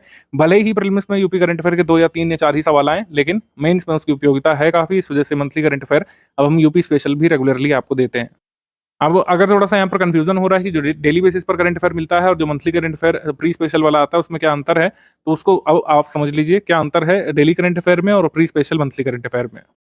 यूपीपीएससी 2025 के प्रीलिम्स ग्रुप में अगर आप आ गए हैं, तो ये समझिए कि डेली करंट अफेयर और मंथली करंट अफेयर में क्या अंतर होता है। स्ट्रैटेजी में मैं कई बार ये चीज़ क्लियर कर चुका हूँ, लेकिन कई बार डाउट अलग अलग से आ रहे हैं, तो मैं आपको बता रहा हूँ डेली करंट अफेयर और मंथली करंट अफेयर में क्या डिफरेंस होता है। स्टडी फॉर सिविल सर्विस का जो डेली करंट अफेयर होता है, वो 5-6 पेजेस डेली बेसिस पर आपको मिलते हैं। जैसे न्यूज़पेपर आप लोग स्टडी करते हैं, वैसे ही इसको मानिए न्यूज़पेपर का सब्स्टिट्यूट है ये। जितना भी जानकारी आपको चाहिए, क्या हो रहा है डेली बेसिस पर, कैसे कैसे सीक्वेंस ऑफ इवेंट हो रहे हैं, कोई नई स्कीमें अनाउंस हो रही हैं, नई घटनाक्रम हो रहे हैं, सुप्रीम कोर्ट में कोई नया केस आ रहा है, आपके सिलेबस से जो चीज़ें जरूरी जुड़ी हुई हैं वही यहाँ पे बताई जाती हैं। आपने देखा होगा न्यूज़ प्योरली जो है सिलेबस बेस्ड होती है। उसमें लिखा भी रहता है कि न्यूज़ जो है मेंस पेपर के GS1 के लिए जरूरी हो सकती है, GS2 के लिए, GS3 के लिए। कई बार GS4 वाली न्यूज़ भी हम लोग देते हैं समय समय पर। अब मेंस के लिए इसका रेलेवेंस ज़्यादा रहता है, क्योंकि मेंस के जीएस सिलेबस के हिसाब से आपको दिया जाता है। प्रीलिम्स का और मेंस का जो सिलेबस है आपने देख ही लिया होगा, स्ट्रैटेजी में काफ़ी अलग तरीके का होता है और क्वेश्चन पूछे जाने का तरीका, पूरा पेपर ही अलग तरीके का है। प्रीलिम्स क्या है, जीएस पेपर 1 ऑब्जेक्टिव पेपर है, जबकि मेंस सब्जेक्टिव पेपर। इसी वजह से इन्फॉर्मेशन यहाँ पे ज़्यादा चाहिए। आपने देखा होगा किसी भी इन्फॉर्मेशन का 360 डिग्री एनालिसिस उसमें दिया रहता है। कोई न्यूज़ हुई, कोई कोर्ट केस आया, उसका क्या सिग्निफिकेंस है, हिस्टोरिकल बैकग्राउंड क्या है और आगे की राह क्या हो सकती है, ये भी उसमें बताया जाता है। तो इसलिए डेली करंट अफेयर आपको पढ़ने के लिए कहा जाता है कि आप केवल रटे नहीं, रट के तो आप प्रीलिम्स वाला कर लेंगे, मंथली करंट अफेयर रट करके प्रीलिम्स में मैक्सिमम क्वेश्चन आप निकाल लेंगे, लेकिन मेंस भी तो देना है ना, क्या मेंस नहीं देना है? प्रीलिम्स हमारी मंजिल नहीं है, मैं बार बार कहता रहता हूँ। सिर्फ प्रीलिम्स क्लियर करने के लिए आप नहीं स्टडी करते हैं, लॉन्ग टर्म स्टडी जो लोग करते हैं, जो सीरियस स्टडी करते हैं, वो मेंस क्लियर करके सिलेक्शन लेने वाली स्टडी करना चाहते हैं। तो मेंस के लिए रेलिवेंस जो आपका डेली करंट अफेयर उसका ज़्यादा है, प्रीलिम्स के लिए लो सिग्निफिकेंस हम लोग कह सकते हैं। ऐसा नहीं है कि प्रीलिम्स के लिए बिल्कुल काम का नहीं है आपका डेली करंट अफेयर, ये नहीं कहा जा रहा है, लेकिन मेंस को टारगेट करके इसको दिया जाता है, तो ये मेंस में आपकी हेल्प करता है। अगर आप डेली बेसिस पर नहीं पढ़ पा रहे हैं तो आप डेली का जो मंथली कंपाइल करके दिया जाता है उसको एक बार स्टडी कर लीजिए। और सारी इन्फॉर्मेशन डेली करंट अफेयर वाली लर्न करने की नीड नहीं होती है, कई सारी चीज़ें अंडरस्टैंडिंग बेस्ड है, आपको उसको पढ़ करके समझ लेना है, आगे के लिए कनेक्ट करना है सिलेबस से बस। और कैसे कनेक्ट करना है सब स्ट्रैटेजी में मैं बता चुके हैं आपको। फिर एससीएस का जो मंथली करंट अफेयर है ये प्रीलिम्स स्पेसिफिक होता है, इससे मेंस में आपको कोई लाभ नहीं मिलने वाला है, मैं आपको बता चुका हूँ। प्रीलिम्स का करंट अफेयर इंटायरली डिफरेंट होता है मेंस के करंट अफेयर से। इन्फॉर्मेशन टू द पॉइंट रखी जाती है, आपने देखा होगा जो वन लाइनर जो हम लोग देते हैं या सेक्शन वाइज देते हैं, उसमें जितना इन्फॉर्मेशन जरूरी है जिससे क्वेश्चन बन सकता है प्रीलिम्स वाला, बस उसी को दिया जाता है। प्रीलिम्स के लिए इसका सिग्निफिकेंस बहुत ज़्यादा है। जब प्रीलिम्स नज़दीक होता है तो हम डेली करंट अफेयर पढ़ना बंद करा देते हैं अपने स्टूडेंट्स को, वो मंथली वाला ही तैयार करते हैं, और यूपी वाला जो मंथ में एक बार दिया जाता है उसको तैयार करते हैं। इन्फॉर्मेशन डेंस ये भी होता है जहाँ जहाँ पर जरूरी है, जैसे कोई स्कीम आई है तो स्कीम कहाँ से लॉन्च की गई, किस व्यक्ति ने लॉन्च की, किसको टारगेट करेगी, बेनिफिशियरीज कौन होंगे, इसके बेनिफिशियरीज को क्या बेनिफिट मिलने वाले हैं, सब कुछ हम इसमें कवर कराते हैं। और लेस नंबर ऑफ पेजेस में इसको रखने की कोशिश करते हैं, क्योंकि एग्जाम के समय इसको आपको बार बार मल्टीपल टाइम्स रिवाइज करना पड़ता है, जबकि डेली करंट अफेयर को मल्टीपल टाइम्स रिवाइज करने की जरूरत नहीं है। आप कोशिश करिए कि डेली बेसिस पर कवर करें और इसका लॉन्ग टर्म बेनिफिट आपको मिलता है, ठीक है। तो ये डिफरेंस होता है स्टडी फॉर सिविल सर्विस के डेली करंट अफेयर में और मंथली करंट अफेयर में, दोनों ही आपको अभी से कवर करना चाहिए 2025 वालों को खासकर। यदि आप उनसे पूछे कि सर हमें ये बताइए कि सिर्फ प्रीलिम्स 2025 को टारगेट करते हुए कौन सी पीडीएफ स्टडी करना है, तो 4 तारीख को जो प्रीलिम्स स्पेशल वाली पीडीएफ जो हम लोग देते हैं वही स्टडी करना है। 400-500 एमसीक्यू सिर्फ प्रैक्टिस के लिए हैं, उनको इग्नोर भी कर सकते हैं आप, सिर्फ प्रैक्टिस के लिए है, जरूरी नहीं कि आप उसको पढ़ें, लेकिन मंथली प्री स्पेशल वाली प्रीलिम्स 2025 के लिए पढ़ना जरूरी है। डेली का मंथली पीडीएफ जो है ये आपको मिलता है डेली बेसिस पर फुल अंडरस्टैंडिंग के लिए और मेन स्पेसिफिक मैटर के लिए। डाउट क्लियरेंस डेली बेसिस पर होता है, मंथ में एक बार हम यूपीपीएससी स्पेसिफिक लाइव डिस्कशन भी करते हैं। इसमें पार्टिसिपेशन आपका मैंडेटरी नहीं है, लेकिन जिसको भी लाइव आकर के डाउट पूछना है वो हमारे एडमिन से पूछ सकता है। ये मंथ में एक बार करते हैं, और अगर हमें लगता है कि उस मंथ नहीं जरूरत है तो आगे भी हम लोग कर देते हैं, पोस्टपोन कर सकते हैं उसको आपको, लेकिन ये मतलब डिस्कस करते हुए करते हैं आगे। हमारे जो फुल पेड ग्रुप के मेंबर्स हैं उनके लिए सुविधा होती है, ठीक है। जो लोग फुल पेड ग्रुप में आए हैं उनको ये सपोर्ट मिलता है। एक बार यूपीपीएससी स्पेसिफिक लाइव डिस्कशन करते हैं, इसमें सिलेबस रिलेटेड डाउट आप पूछ सकते हैं, सिलेबस और सब्जेक्ट से संबंधित आपको कोई चीज़ नहीं समझ में आ रही है और जो हमारा स्टडी मटेरियल है उसमें कोई चीज़ नहीं समझ पा रहे हैं, तो लाइव आकर के डाउट पूछ सकते हैं। ये सिर्फ इसलिए है कि लोग जो है सही ट्रैक पर चल रहे हैं कि नहीं। अगर आपका कोई ब्रेक हो गया स्टडी में और जो आप कोई कन्फ्यूजन है वो पूछना चाहते हैं तो आप यहाँ पर पूछ सकते हैं। जब भी लाइव डिस्कशन होगा उससे पहले आपको एक नोटिफिकेशन दे दिया जाता है कि इस डेट और इस समय पर होगा, उस डेट पर ज़्यादा से ज़्यादा लोग प्रेजेंट रहें, ये हम प्रयास करते हैं। बाकी अगर किसी का छूट भी जाता है तो उसको आगे भी हम लोग कंटिन्यू कर लेते हैं। पेड क्विज में सीसैट की हर मंथ प्रैक्टिस भी हम लोग कराने का यहाँ पर कमिटमेंट है हमारा इस बार। ये आपको जल्द शुरू करा दी जाएगा। सीसैट की भी प्रैक्टिस जो है 50 क्वेश्चन की आगे होगी। सीसैट में जो ये प्रैक्टिस क्वेश्चंस की पीडीएफ हम लोग देंगे, इसको आप डिस्कस कर सकते हैं। फुल पेड ग्रुप मेंबर्स जो है इसमें अपने डाउट पूछ सकते हैं, ठीक है। हम सिर्फ आयोग और उनके सिलेबस के फॉलोअर हैं, यहाँ पर स्पष्ट तौर पर हमने लिख दिया है। आयोग जिन सोर्सेज का ऑफिशियल गवर्नमेंट सोर्सेज मानता है उसी के हिसाब से हम डेटा लेते हैं, जीएस में भी करंट अफेयर में भी। अगर कोई यहाँ पे असंबद्धता होती है, जैसे अभी एक डाउट आया था कि लोकसभा के जो स्पीकर ओम बिरला जो अभी जो है तीसरे टर्म में स्पीकर बने हैं, मोदी जी की थर्ड टर्म की सरकार में जो स्पीकर बने हैं दूसरी बार, मतलब इनका जो है सेकंड टर्म है ओम बिरला जी का एज अ स्पीकर, और मोदी सरकार जो तीसरी बार बनी है, इसमें कंफ्यूजन आया था कि ओम बिरला कौन से नंबर के पर्सन बने हैं जो सेकंड लोकसभा टर्म में अपना स्पीकर का रोल अदा करेंगे, तो फिफ्थ है कि सिक्स्थ है, इसमें बड़ा कंफ्यूजन है। हर न्यूज़पेपर में आप देखेंगे अलग अलग दिया है। फिर इसका क्लैरिफिकेशन भी मैंने दिया था आपको पेड ग्रुप में। तो इस तरीके की जो जटिल चीज़ें होती हैं उसका क्लैरिफिकेशन हम दे देते हैं ऑलरेडी, और ऑफिशियल गवर्नमेंट सोर्सेज के हिसाब से ही देते हैं, इधर उधर के सोर्सेज के हिसाब से नहीं, क्योंकि कई बार न्यूज़पेपर में भी गलती हो सकती है, इवन डीडी न्यूज़ में भी कई बार गलती हुई है। इसका रिसेंट एग्जांपल आप यहाँ पर देख सकते हैं। राष्ट्रपति द्रौपदी मुर्मू ने लातूर में विश्व शांति बुद्ध विहार का उद्घाटन किया। इसमें लास्ट लाइन में आप देखेंगे लिखा हुआ है कि विहार क्षेत्र में प्रवेश के लिए एक मुख्य प्रवेश द्वार बनाया गया है, और इस प्रवेश द्वार को बिहार के सांची स्तूप की तरह डिजाइन किया गया है। लेकिन सभी को पता है बिहार में सांची स्तूप नहीं है, सांची स्तूप तो विदिशा जिला मध्य प्रदेश में है। तो ये जो है एक मिसप्रिंट आया है, तो एक बड़े से बड़े न्यूज़ एजेंसी में भी मिसप्रिंट हो सकता है। तो बस ऐसा ही ह्यूमन एरर आप एक्सपेक्ट कर सकते हैं। कभी कदार हम लोग पूरा प्रयास करते हैं कि ह्यूमन एरर भी ना रहे, हमारे स्टडी मटेरियल में ह्यूमन एरर की भी गुंजाइश ना रहे, हम प्रयास करते हैं, लेकिन अगर कोई गलती होगी तो इसी तरीके की हो सकती है। बाकी अगर आप हर चीज़ चेक करने जाएँगे तो कन्फ्यूज़ रहेंगे, क्योंकि हम गूगल वाला सोर्स फॉलो नहीं करते हैं। कई लोग जो न्यूबी होते हैं, खास करके नए-नए प्रिपरेशन में आते हैं, एमेच्योर काइंड ऑफ पीपल, उनकी गलती नहीं है, एक्चुअली उन्हें पता ही नहीं है कि चेक कैसे करना होता है डेटा। वो गूगल सर्च जानते हैं। अगर आप सर्च करेंगे कि फिलहाल कॉफ़ी का सबसे बड़ा उत्पादक कौन-सा है, ठीक है? कॉफ़ी का सबसे बड़ा उत्पादक, चाय का सबसे बड़ा उत्पादक कौन-सा है, और भारत में किसी पर्टिकुलर फल का सबसे बड़ा उत्पादक कौन-सा राज्य है, रबर का सबसे बड़ा उत्पादक कौन-सा राज्य है, तो इस पे आप गलती करेंगे कई बार, क्योंकि उसमें सही डेटा कई बार नहीं आता है।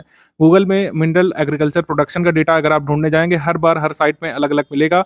सर्च इंजन ऑप्टिमाइज़ेशन की वजह से किसी वेबसाइट का सर्च रिज़ल्ट सबसे पहले आ जाएगा, लेकिन वो बहुत पुराना 2015-2016 का डेटा हो सकता है, जो हमारे काम का नहीं है। Study for civil services as an institute latest data collect करता है, और इवन हमारी जो टॉप लेवल की जो टीम है, वो इसमें जुटती है। हमारा काम सिर्फ इधर-उधर का मैनेजमेंट करना नहीं है। हमारी जो study for civil services team है, उसका एक बड़ा पोर्शन अभी भी सिर्फ और सिर्फ स्टडी मटेरियल को बेहतर बनाने की ओर कार्यरत है, ठीक है? इसी वजह से आपने देखा होगा हम लोग लगातार जो मार्केटिंग चल रही है उस दौड़ में नहीं है। लगातार हमारी मार्केटिंग भले ही ना चले, लेकिन हमारे सिलेबस मतलब हमारी टीम जो है सिलेबस पर लगातार निगाह बना कर के रखती है, किस तरीके से नए-नए पेपर्स हो रहे हैं, नए-नए क्वेश्चंस बन रहे हैं, किस तरीके से हम एग्ज़ाम ओरिएंटेड स्टडी करा सकते हैं, अपने स्टडी मटेरियल को सिलेक्शन मटेरियल में कैसे तब्दील कर सकते हैं, इस पर हमारा प्रयास रहता है। इधर-उधर की मार्केटिंग करने में नहीं कि यहाँ ऐड डाल दें, वहाँ एडवर्टाइज़मेंट डाल दें, वहाँ होर्डिंग लगा दें, इस पर हमारी टीम कम से कम फोकस करती है। तो कहने का ये आशय है कि जो रीसेंट जो अपडेट्स होते हैं, पीआईबी मिनिस्ट्री की जो रिपोर्ट्स होती हैं, नीति आयोग का जो डेटा होता है, और जो ऑफिशियल सोर्सेस जिनको आयोग ऑफिशियल मानता है, उनके हिसाब से हम चलते हैं। अगर आप इधर-उधर के सोर्सेस देखेंगे तो कंफ्यूज रहेंगे।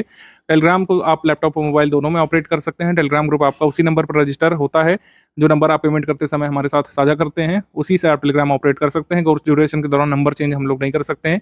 एक ही नंबर मान्य होता है, आप बार-बार उसको चेंज नहीं कर सकते हैं। एक भी बार मतलब वो नंबर चेंज नहीं होगा। एक बार आपने पेमेंट करके रजिस्टर करा दिया वो नंबर, आपको पूरे कोर्स ड्यूरेशन के दौरान उसी को यूज़ करना होता है, ठीक है?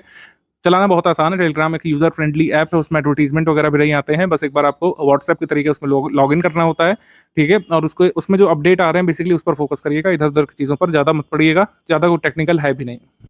रिसर्च एनालिसिस और जो चीज़ों को ढूँढने वाला काम है वो आप नहीं करिए, आप सिर्फ़ वो करिए जो आपको बताया जा रहा है। जैसे शुरुआत में बेसिक बुक पढ़ना, सेकंड स्टेज में क्या-क्या पढ़ना होगा, मेंस की अंडरस्टैंडिंग कैसे बनानी है, वो आपको करना है। थर्ड स्टेज ऑफ प्रिपरेशन में जो आपको नोट्स वगैरह दिए जाएँगे, लिस्टिंग और कंपाइलेशन वाले अपडेटेड, उसको तैयार करने पे फ़ोकस करना है। अगर आपको सब खुद से ही तैयार करना होता तो आप पेड बैच में क्यों आते? लॉजिकल बात है। अगर आपको खुद ही आर-एन-डी करना होता, खुद ही सारी चीज़ें इकट्ठा करना होता और फिर उसको पढ़ना होता, तो आप यहाँ पर नहीं आते। Study for civil services as an institute one stop destination आपको देता है कि सिर्फ़ आप यहाँ पर पढ़िए, और अगर कोई मतलब मिस्टेक भी हो जाती है तो उसको ऑलरेडी आपके आप तक पहुँचने से पहले ही हम लोग जो है सॉल्व कर देते हैं। मान लीजिए कोई टाइपो हो गया, टेस्ट सीरीज़ में कोई टाइपिंग एरर आ गई, या फिर कोई कॉमा गलत लग गया, या फिर कोई मिस्टेक से जो नंबर है वो फर्स्ट की जगह सेकंड लिख गया, तो उसको हम ऑलरेडी आपको अपडेट कर देते हैं। एग्जाम से पहले पूरा एरर करेक्शन हमारी टीम देती है। कहीं पर भी कोई इंस्टीट्यूट ऐसा नहीं करता है, ना ही कोई बुक पब्लिशर ऐसा करते हैं कि बुक रिलीज होने के बाद आपको अपडेट दे रहे हैं आपको पर्सनल ईमेल पर। ऐसा कभी नहीं होता है, कोई इतनी बड़ी जिम्मेदारी नहीं लेता है। लेकिन हमारी टीम पूरा सब कुछ चेक करती है, सारा स्टडी मटेरियल देने के बाद, कि अगर कॉमा तक की भी एरर अगर रह रही है किसी भी टेस्ट सीरीज में, किसी हमारे स्टडी मटेरियल में, पेड क्विज में, तो उसको अपडेट करके आपको देते हैं बाकायदा लिख करके कि ये गलत था, ये वाला सही वाला वर्जन है। आपको एग्जाम से 15-20 दिवस पहले हम लोग दे देते हैं कि जरा सी भी एरर की गुंजाइश ना रहे एग्जाम तक। तो कुल मिलाकर अपडेट क्या है कि ये है कि जो भी आपको यहाँ पे दिया जा रहा है वो स्टडी करना है। आपको कोई कंफ्यूजन है तो आप पेड ग्रुप में पूछ सकते हैं, लेकिन बार बार ये लेकर के नहीं आएगा कि गूगल में ये दिखा रहा है ये गलत है, आपने जो डेटा दिया हुआ है गूगल में तो कुछ और दिखा रहा हुआ है। ऐसा कुछ लोग पूछते हैं, वहाँ पे समस्या होती है, क्योंकि हमारी टीम सब कुछ चेक करके डालती है। कोई टाइपिंग एरर हो सकता है, लेकिन कभी फैक्चुअल एरर रेयरली ही होता है स्टडी फॉर सिविल सर्विसेज में। अगर कोई टाइपिंग एरर या ह्यूमन एरर की वजह से कोई एरर दिख रही है तो उसको हम लोग तुरंत ही जो है रिट्रैक्ट करके सही करते हैं। प्री का पेपर पूरा नहीं अटेम्प्ट करना है। 150 क्वेश्चंस आयोग देता जरूर है, लेकिन कई बार वो 150 पूरे होते भी नहीं हैं। आयोग की तरफ से 3-4 हर बार गलत हो जाते हैं। मॉडिफाइड की में क्वेश्चंस मतलब क्वेश्चंस के आंसर बदले जाते हैं या डिलीट भी किए जाते हैं। तो 150 क्वेश्चन सिर्फ कहने के लिए हैं। मैं उसको मानता हूँ 145 से 146 क्वेश्चंस में ही आपको प्रीलिम्स क्लियर करना पड़ता है, और उसमें से आपको कितना चाहिए वो अभी हम आगे डिस्कस करेंगे। लेकिन पूरे क्वेश्चंस नहीं करने होते। जैसे आप लोग कई बार परेशान रहते हैं डिस्प्यूटेड फैक्ट्स में कि चौरी चौरा की डेट क्या है, वो तो एनसीईआरटी में कुछ अलग लिखी हुई है, लेकिन उत्तर प्रदेश सरकार कुछ और मान रही है। कई बार हमारे स्टूडेंट्स को हमने देखा है जो मोटे-मोटे पीवाईक्यू कंपाइलेशन जो आ रहे हैं उसमें कुछ ऐसे आउटडेटेड क्वेश्चन डाले हुए हैं जो मॉडिफाइड की में डिलीट हो चुके हैं, लेकिन उसमें डाले हुए हैं तो कन्फ्यूजन क्रिएट हो रहा है। जैसे किस प्राणी का खून सफ़ेद है, या फिर जो इनफील्ड राइफल गन्स हैं वो आज़ादी की पहली लड़ाई से पहले कब इंट्रोड्यूस की गई थी, इस पे बड़ा कन्फ्यूजन है। ईस्टर्न घाट्स की सबसे ऊंची चोटी कौन सी है, तो कुछ चीज़ों में कन्फ्यूजन रहता है, लेकिन वो फैक्ट बार बार नहीं रिपीट होते हैं। कोई अगर पेपर में कंफ्यूजन रहा, वो क्वेश्चन दोबारा आता नहीं जनरली, तो आप उसके लिए परेशान मत होइएगा। 150 क्वेश्चंस लगातार सारे नहीं सही करने हैं, 150 क्वेश्चंस करने ही नहीं एक्चुअली, ना टॉपर करता है ना ही एग्जाम की डिमांड है कि आप 150 सही करें, क्योंकि आयोग खुद 150 क्वेश्चंस आपको सही नहीं दे पा रहा है। तो 150 क्वेश्चंस का टारगेट होता ही नहीं कभी। टारगेट एक ऑप्टिमम नंबर ऑफ क्वेश्चंस का होता है, जो प्रीवियस कट ऑफ पर डिपेंड करता है। जिस दिन आप पेपर दे रहे होंगे उस दिन के पेपर के लेवल पे डिपेंड करता है, तो उस हिसाब से डिसाइड होता है कि कितने क्वेश्चंस आपको चाहिए। कुल मिलाकर ये कहने का आशय है कि सारे क्वेश्चंस आप नहीं सही कर सकते हैं, ना ही किसी भी ओवरऑल ब्रह्मांड में जितनी बुक्स चल रही हैं कोई ऐसा बुक मिल सकता है जिसमें सारी की सारी चीजें सही हों। सही का मतलब होता है कि जिस दिन बुक पब्लिश होती है उस समय तक सही हो सकता है, अपडेट तो हमेशा होता रहता है। जैसे अगर लोकसभा स्पीकर्स की सूची कहीं पर दी हुई है, तो आपको देखना है क्या अभी तक आज की डेट तक जितने भी स्पीकर बने हैं क्या उनका नाम गिवन है उसमें, कोई उसमें अपडेट तो नहीं हुआ है, पुराने स्पीकर्स की लिस्ट में कोई गलत नाम तो नहीं डाल दिया है, पूरा क्लैरिफिकेशन है कि नहीं है। ये सब चीज़ें खुद स्टूडेंट को देखनी पड़ती हैं, लेकिन हमारे यहाँ पर नहीं। हमारे यहाँ पर हमारी टीम खुद ही चेक करके ये सारी चीज़ें इंश्योर करती है। और कुछ ऐसे जो अपडेट होते हैं वो ऑलरेडी हम आपको साझा करते रहते हैं, आपने खुद ही कुछ ग्रुप में देखा होगा। जैसे सबसे पहला वीडियो पड़ा हुआ है लैग्रेंज पॉइंट के बारे में, ठीक है। लैग्रेंज पॉइंट काफी चर्चा में थे, आदित्य L1 मिशन जब लॉन्च किया गया था। तो लैग्रेंज पॉइंट आपको लग रहा है कि बहुत पुराना हो चुका है, लेकिन एग्जाम में आ सकता है। लैग्रेंज पॉइंट की पूरी अवधारणा हमने समझाई है, आपको बताया है कि लोकसभा स्पीकर जो Om Birla second time consecutive बने हैं, वो कौन से नंबर के स्पीकर हैं जो सेकंड टर्म के लिए बने हैं। उसमें जो कंफ्यूजन है उसको भी हमने क्लियर किया है। तो इस तरीके से जो कंफ्यूजिंग फैक्ट है वो ऑलरेडी हम मंथली करंट अफेयर में क्लियर करते रहते हैं। सारे अपडेट्स फॉलो करना जरूरी है। स्टडी फॉर सिविल सर्विसेज खुद ही एरर करेक्शन देगा अगर कोई एरर होती भी है तो, ठीक है। आपको खुद से सारी चीजें गूगल नहीं करना है, अदरवाइज आप गूगल ही करते रह जाएंगे, सिलेबस नहीं कंप्लीट कर पाएंगे। ये हमारे कहने का मतलब है।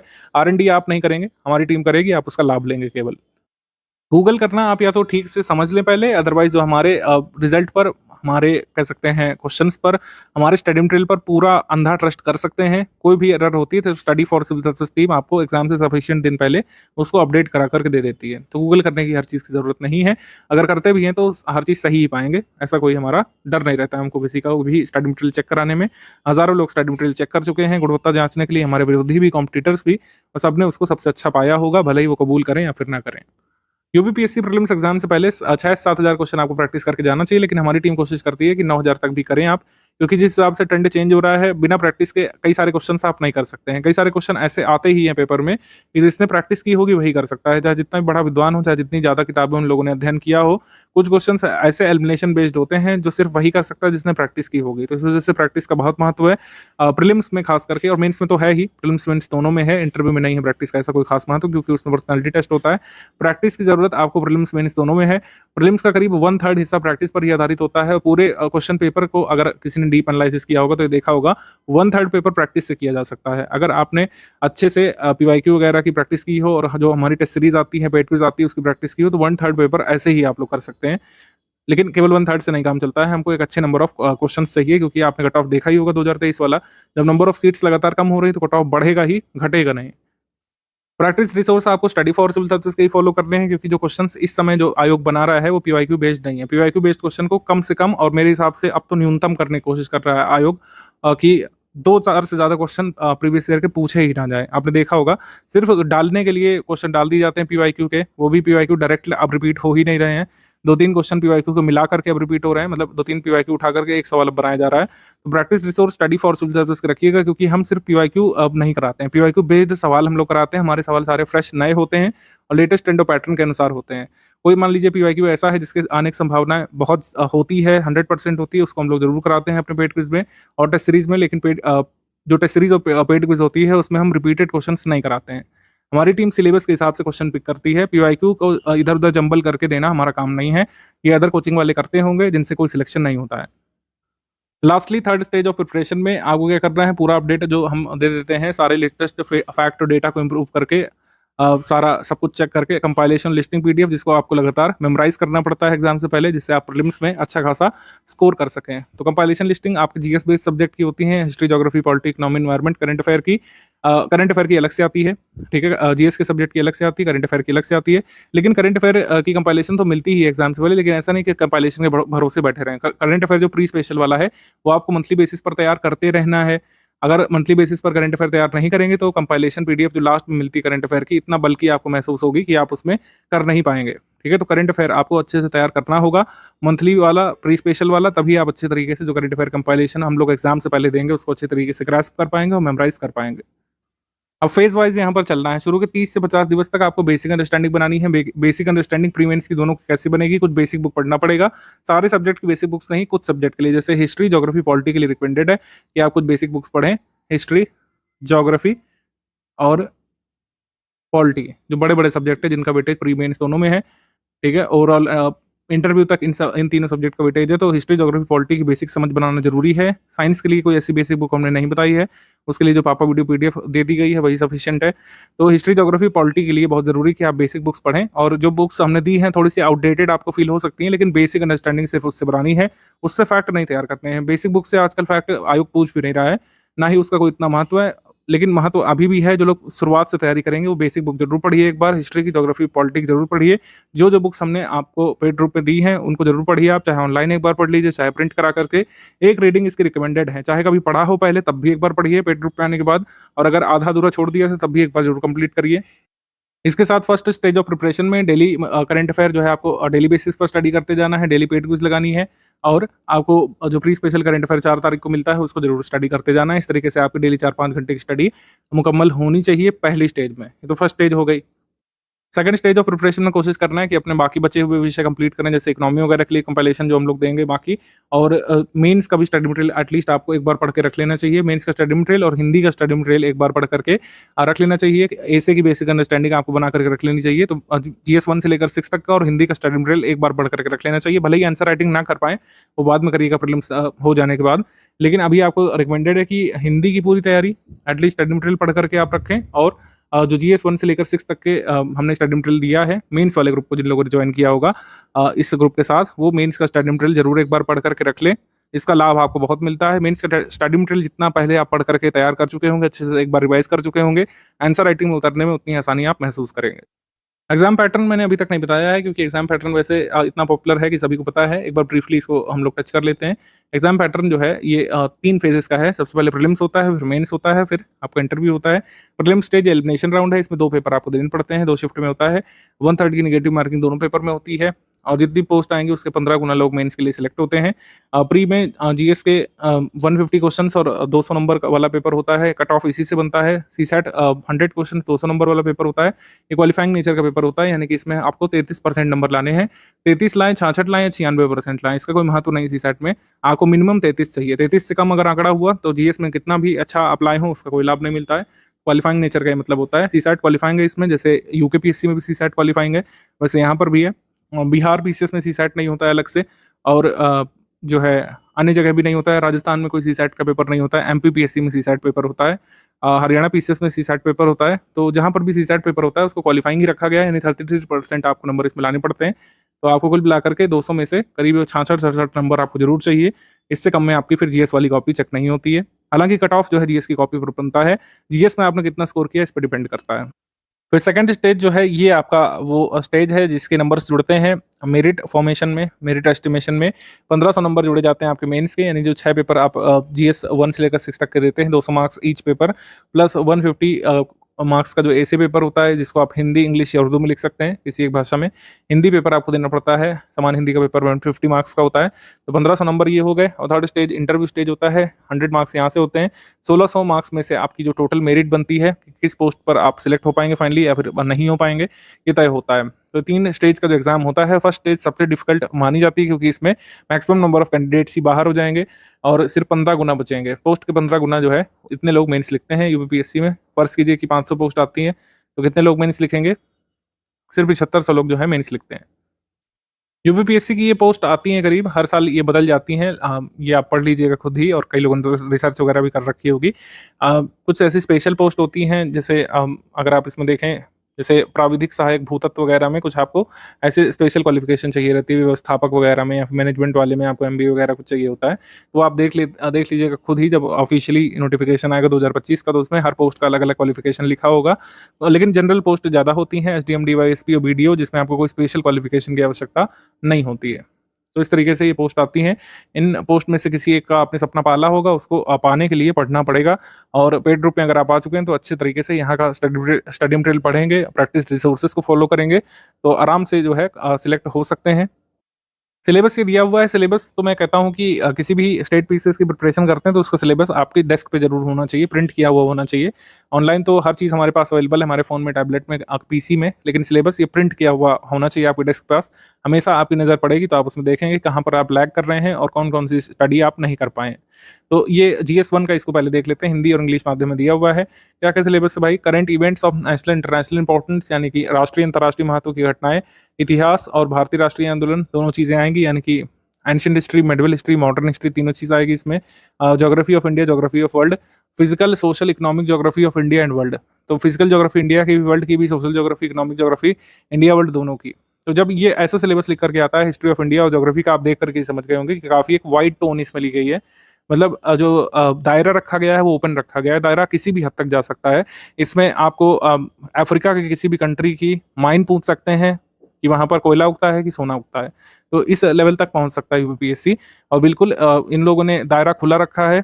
खुला दायरे का मतलब ये हो गया कि जो ये ब्रॉड टर्म लिख रखा है इंडिया और वर्ल्ड ज्योग्राफी, इसमें कुछ भी पूछ सकते हैं और आप ये नहीं आरोप लगा सकते हैं कि सिलेबस के बाहर का है, क्योंकि डिटेल्ड सिलेबस प्रीलिम्स का तो ऐसा आता नहीं है कि इसमें बाकायदा लिख करके आएगा कि इंडिया और वर्ल्ड ज्योग्राफी में कौन कौन से चैप्टर्स आएंगे। ये सब कुछ स्टेट पीसीएस जैसे यूकेपीएससी है लिख करके देता है, एमपीपीएससी ने देना शुरू कर दिया है, और भी जगह आता है।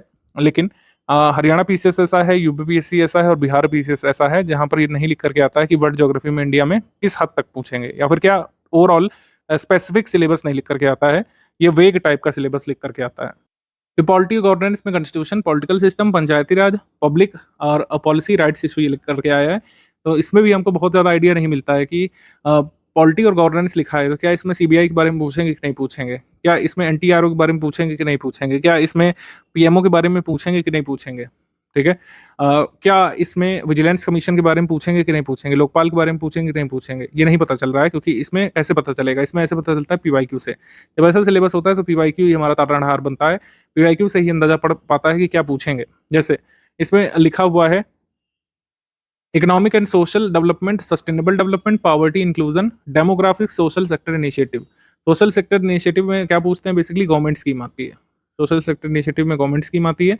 और जो डेमोग्राफिक दिया हुआ है इसमें क्या आता है, डेमोग्राफिक में कई बार बेसिक्स आता है, लेकिन डेमोग्राफिक्स में डायरेक्ट क्वेश्चन किससे आते हैं, सेंसस से आते हैं। तो ये हमने कैसे अंदाजा लगाया, हमने पीवाईक्यू देखा तभी हम अंदाजा लगा पाए कि सेंसस एक जरूरी टॉपिक है और गवर्नमेंट स्कीम एक जरूरी टॉपिक है, क्योंकि सिलेबस में तो लिखा ही नहीं है, सिलेबस में तो वो एक टर्म लिखा हुआ है।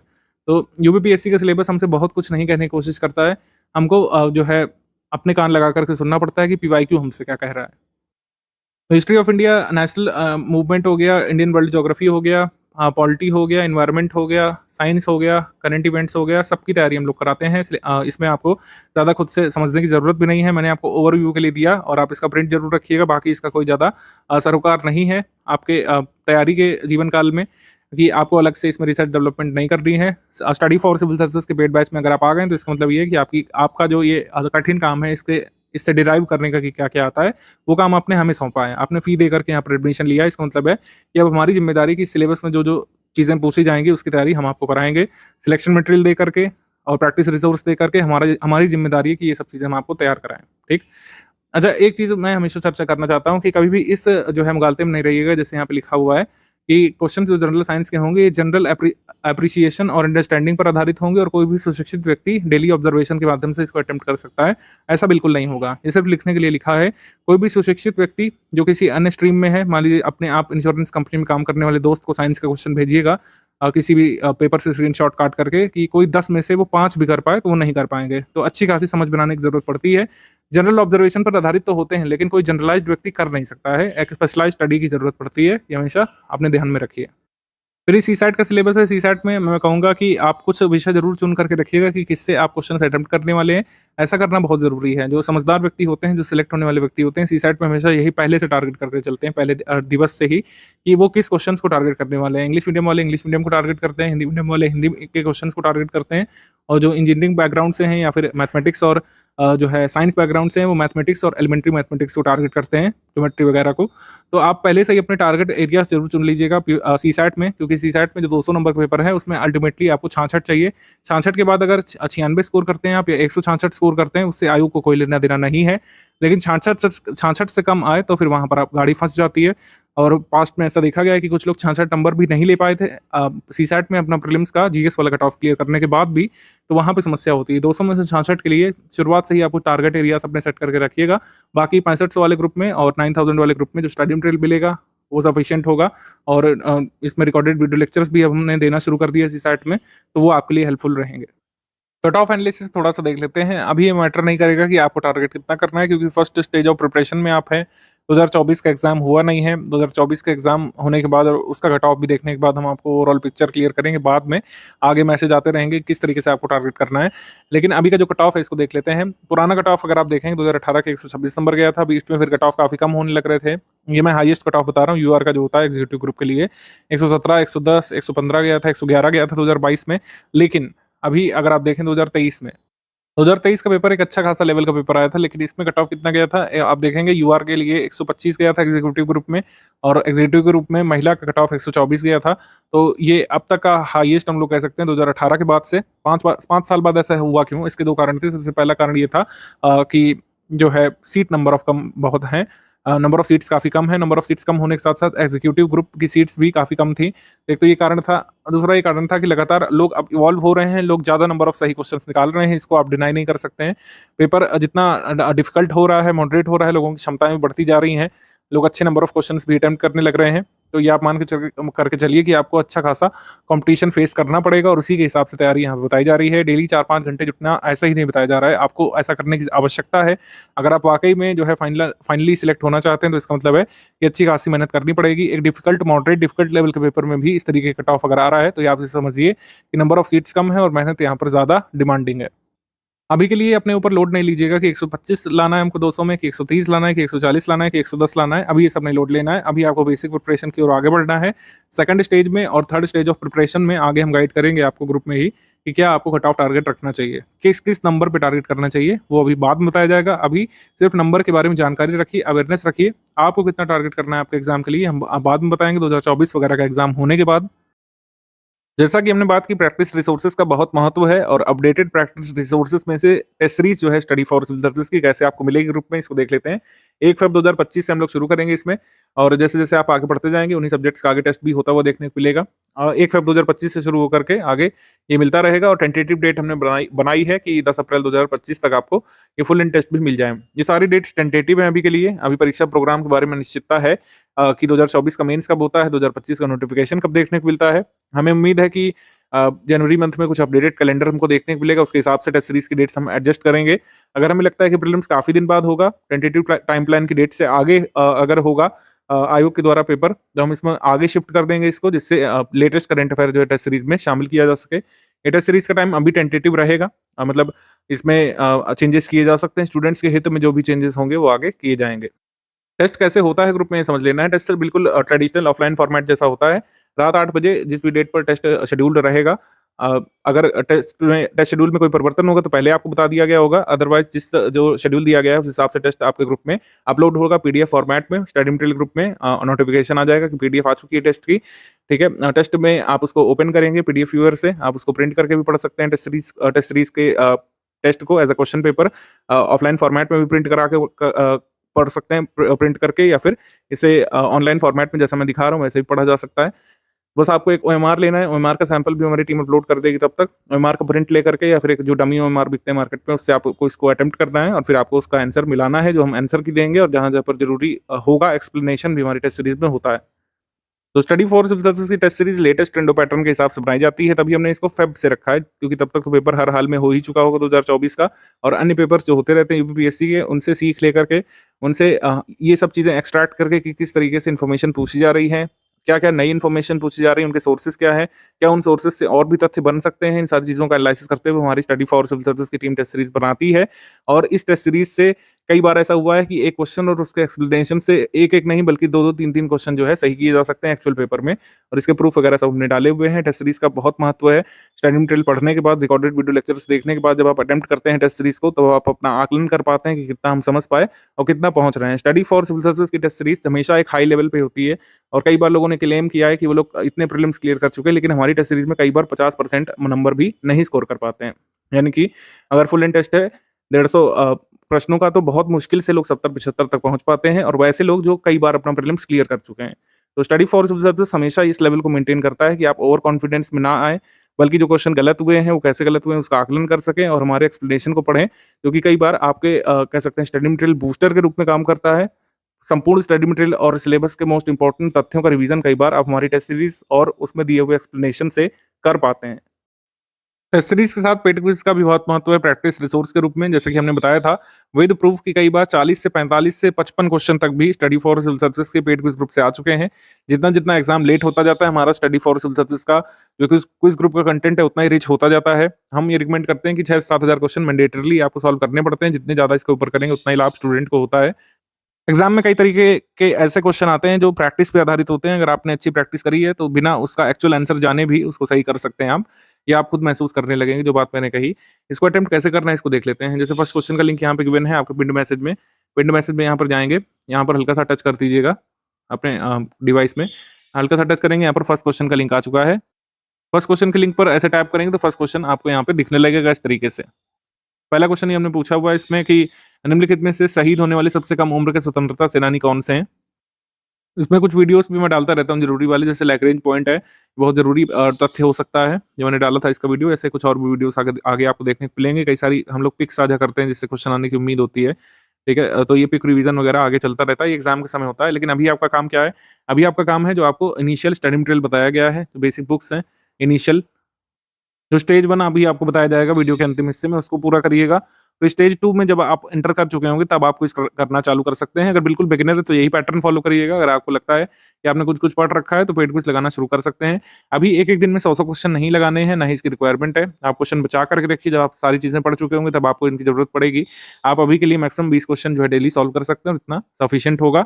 अगर आपको लगता है क्वेश्चन गलत हो रहे हैं ज्यादा तो आप सेकंड स्टेज तक आने की वेट कर सकते हैं। सेकंड स्टेज तक आने के बाद जो है क्वेश्चन आपके सही होने लगेंगे और आपको ज्यादा इसका इनसाइट अच्छा मिलने लगेगा।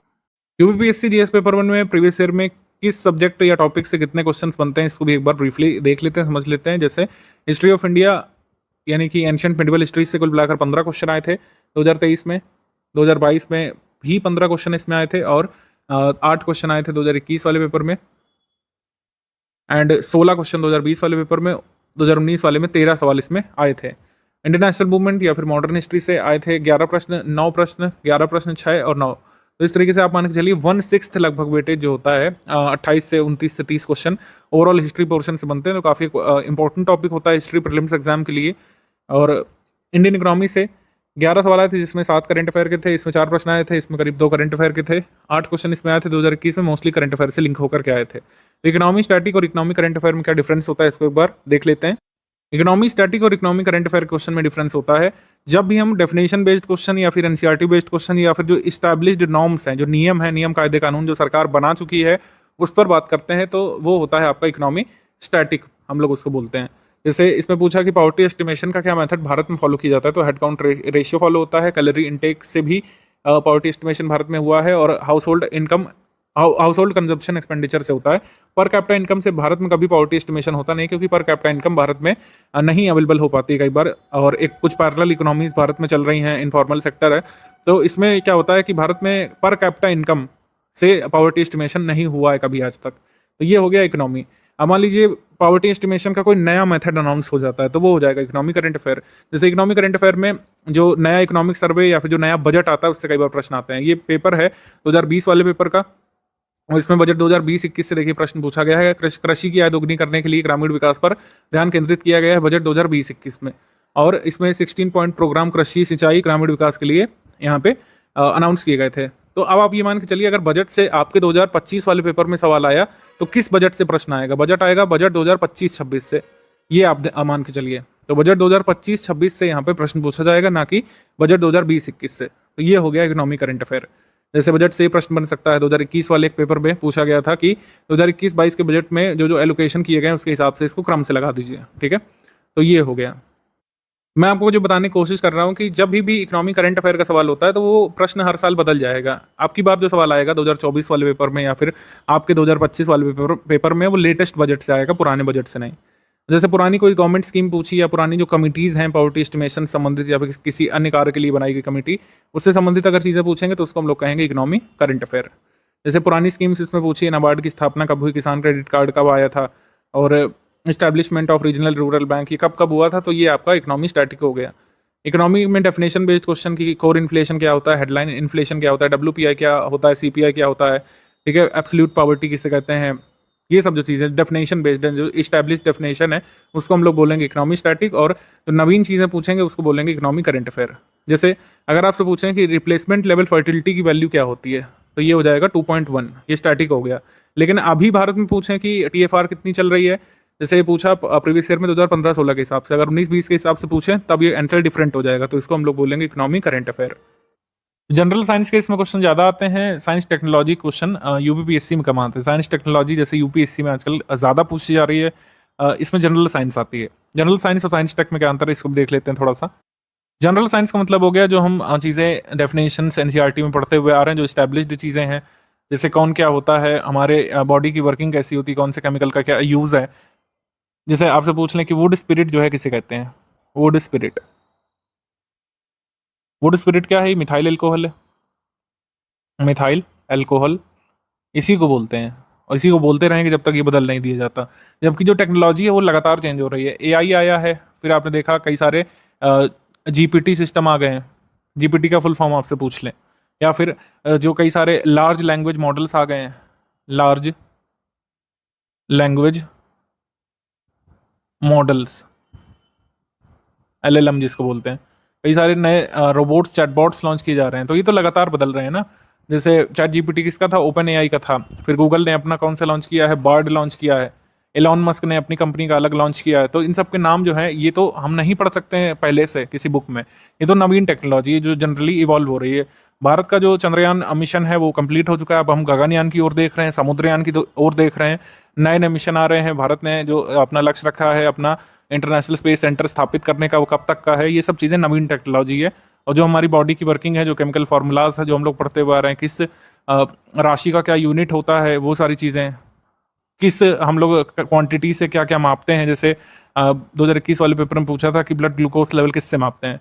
तो ये सारी चीज़ें, ये स्टैटिक इकोनॉमी, स्टैटिक साइंस या फिर जनरल साइंस में आ जाएंगे। जो टेक्नोलॉजी लगातार इवॉल्व हो रही है, जैसे कार्बन फाइबर्स हैं, काफ़ी चर्चा में है कार्बन फाइबर्स। ये किसी NCERT बुक में दिया नहीं था, क्योंकि NCERT जब छपी तब कार्बन फाइबर अस्तित्व में नहीं था, लेकिन अभी ये चर्चा में है क्योंकि ये स्टील जितना मजबूत है और प्लास्टिक से भी हल्का है, ठीक है। तो ये कार्बन फाइबर अब चर्चा में आया है। हमने यहाँ पे क्या पढ़ा है अपने जनरल साइंस में बुक्स में, पॉलीमर्स पढ़े हैं, पॉलीमर्स पढ़े हैं। तो ये हो गया पॉलीमर क्या हो गया, ये जनरल साइंस हो गया, और कार्बन फाइबर क्या हो गया, साइंस टेक्नोलॉजी हो गया।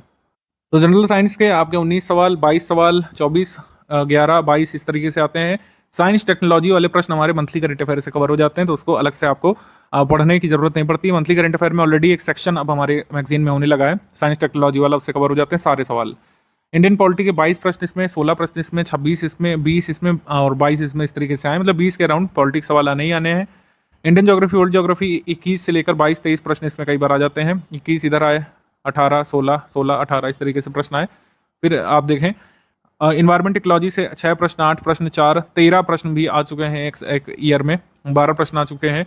यूपी जी के यूपी करंट अफेयर से 6-7 सवाल आते हैं, ये यहाँ पे दिया हुआ है। नेशनल इंटरनेशनल करंट अफेयर से 29 से 30 सवाल आते हैं, कभी 33 भी आए हैं, 28 भी आए हैं, 29-30 इस तरीके का होता है। मिसलेनियस के जो टॉपिक्स होते हैं, जैसे इंटरनेशनल ऑर्गेनाइजेशन हो गया, उनका हेडक्वार्टर कहाँ है, उनका हेड कौन है, इंटरनेशनल ऑर्गेनाइजेशन का हाल में कोई चीज़ हुई है, तो वो सब अपडेट जो पूछी जाती है, जो एग्रीकल्चर का मिनरल डेटा पूछा जाता है, ये सारे जो डेटा वाइज चीज़ें जो बदलती रहती हैं, ये 10 क्वेश्चन, 20 क्वेश्चन, 12 क्वेश्चन, 22 सवाल तक आए हैं एग्जाम में। और ये बहुत हाई यील्ड टॉपिक हम लोग इसको बोलते हैं। मिसलेनियस PDF इस वजह से हम लोग हमेशा रिकमेंड करते हैं कि आपको स्टडी करना चाहिए, क्योंकि डेटा वाला पोर्शन होता है और इसमें कुछ डेटा याद करके, सेंसस का, अर्बनाइजेशन का, लेटेस्ट रिपोर्ट वगैरह फॉलो करके आप अच्छे नंबर ऑफ क्वेश्चन निकाल सकते हैं। तो ये ओवरव्यू हो गया। अब ये स्ट्रैटेजी ऐसा हो सकता है आपके प्रीलिम्स से पहले हम कुछ अपग्रेड करके दें, चेंज करके दें, लेकिन अभी के लिए ये मान के चलिए कि इतना इतना वेटेज है। जैसे यूपी जीके है, मान लीजिए आप डेली 5-5 घंटे पढ़ रहे हैं तो उसका लाभ नहीं, क्योंकि उससे 6-7 क्वेश्चन आने हैं। तो ये ओवरव्यू हो गया कि कौन कौन से सब्जेक्ट जरूरी है। जैसे आपने नोटिस किया कि हिस्ट्री जरूरी है, और साइंस जरूरी है, ज्योग्राफी जरूरी है, पॉलिटी जरूरी है। तो ये कुछ ऐसे सब्जेक्ट हैं जो प्री में भी इनका वेटेज है, मेंस में भी वेटेज है। तो इसीलिए यहाँ पर अब बात कर लेते हैं कि शुरू में बेसिक आपको क्या पढ़ना है और 3 स्टेज की स्ट्रैटेजी क्या होती है। तो प्री मेंस के कुछ टॉपिक्स होते हैं जो कॉमन होते हैं, तो इसी वजह से इन्हीं की बेसिक बुक्स आपको रिकमेंड की जाती है। जैसे यूपी जीके की कोई बेसिक बुक नहीं हो सकती है, आर्ट कल्चर की कोई बेसिक बुक हम यहाँ पे नहीं रिकमेंड करते हैं। जिसका वेटेज है प्री मेंस में, उसी का बेसिक आपको कवर करना पड़ता है पहले स्टेज में। जैसे मॉडर्न हिस्ट्री और आधुनिक भारत का इतिहास हम लोग जो कह सकते हैं प्री में भी जरूरी है ही, 8-9 क्वेश्चन प्रीलिम्स के लिए, और जीएस पेपर 1 में भी इसका रोल है। पॉलिटी राजव्यवस्था के लिए एम लक्ष्मीकांत की किताब यहाँ पे इंपॉर्टेंट होती है प्रीलिम्स के लिए और जीएस पेपर 2 के लिए। आर्ट कल्चर में सिर्फ मेंस में आता है, इस वजह से प्रारंभिक परीक्षा में जो तथ्य वगैरह होते हैं उसके लिए हम छोटी पीडीएफ दे देते हैं, फैक्चुअल लिस्टिंग उसी से कवर हो जाता है। बहुत बेसिक यहाँ पे आर्ट कल्चर में नहीं बनाना है। और ज्योग्राफी के लिए प्री में भी इसमें वेटेज है, फिजिकल ज्योग्राफी का जीएस पेपर 1 में भी है। इन्वायरमेंट में प्री और जीएस 3 मेंस में बेसिकली अपडेट्स इसमें पूछे जाते हैं। कोई स्कीम आ गई इन्वायरमेंटल डिग्रेडेशन के बारे में, विवेचना करने को आ सकता है, तो इन्वायरमेंट का बेसिक्स आता है प्रीलिम्स में और कॉन्सेप्ट आता है मेंस में, अप्लाइड जिसको हम लोग बोलते हैं। साइंस इसमें आती है प्रीलिम्स में, लेकिन साइंस टेक आती है जीएस 3 मेंस में। करंट अफेयर के लिए सिर्फ स्टडी फॉर सिविल सर्विस को फॉलो करिए, प्री मेंस और इंटरव्यू तक के लिए पूरा support study for civil service का आपको मिलता रहेगा। कैसे क्या पढ़ना है, क्या वेटेज है और किस पीडीएफ का क्या महत्व है, हम पहले ही डिस्कस कर चुके हैं। कुछ बेसिक बुक्स की रीडिंग रिकमेंडेड है और वो बेसिक बुक हमने शेयर भी कर दी है आपके ग्रुप में, आप देखेंगे। अभी मैं टॉपिक वाइज किस सब्जेक्ट के लिए कौन सी बुक है वो भी बता दूंगा, लेकिन ये समझिए कि पॉलिटी के लिए एम लक्ष्मीकांत की किताब यहाँ पे जरूरी है और रिकमेंडेड है, क्योंकि मेंस में भी इसका महत्व है। आपको प्रीलिम्स में भी पढ़ना है और मेंस में भी आपको हेल्प करती है। ओवरऑल अंडरस्टैंडिंग आपकी बन जाएगी। बाकी प्रीलिम्स के लिए कंपाइलेशन लिस्टिंग जो आएगी 6th वर्जन, वो आपके लिए सफिशिएंट होगी। फिर ज्योग्राफी के लिए कक्षा 6 से 12 तक की न्यू एनसीईआरटी बुक्स यहाँ पे रिकमेंडेड होती हैं। अगर आप 6 से 12 नहीं करते तो कम से कम 9 से 12 यहाँ पर रिकमेंडेड होता है, लेकिन 6 से भी कर लेंगे तो कोई इसमें घाटा नहीं है। अभी तो किया जा सकता है, अगर आपका टारगेट 2025 ही है तो आराम से सब चीज़ें कंप्लीट की जा सकती हैं। बहुत शनय शनय आप कंप्लीट कर सकते हैं बिना किसी जल्दीबाजी के। तो ये हो गया। और फिर अगर देखें तो हिस्ट्री में ओल्ड एनसीईआरटी बुक्स 3 खाली रिकमेंडेड है। एंशिएंट के लिए यानी प्राचीन भारत के इतिहास के लिए आर एस शर्मा किताब, मध्यकालीन के लिए सतीश चंद्रा की, मॉडर्न के लिए बिपिन चंद्रा किताब, इकोनॉमी के लिए क्लास 9 से लेकर 12th रिकमेंडेड है, माइक्रो इकोनॉमिक्स केवल। लेकिन अगर सिर्फ 9th वाली भी कर लेंगे, क्योंकि इसमें कह सकते हैं एम्प्लॉयमेंट और पॉवर्टी के बारे में है, तो उतना भी बेसिक सफिशिएंट है। बाकी क्लास 9 से 12 तक का पूरा समरी भी हम दे देते हैं, तो अलग अलग बुक पढ़ने की जरूरत नहीं होती है। अब देखिए सब्जेक्ट वाइज क्या कैसे पढ़ना है इसको समझ लीजिए, क्योंकि ये सवाल बार बार पूछा जाता रहता है कि सर सब्जेक्ट वाइज कैसे क्या पढ़ें।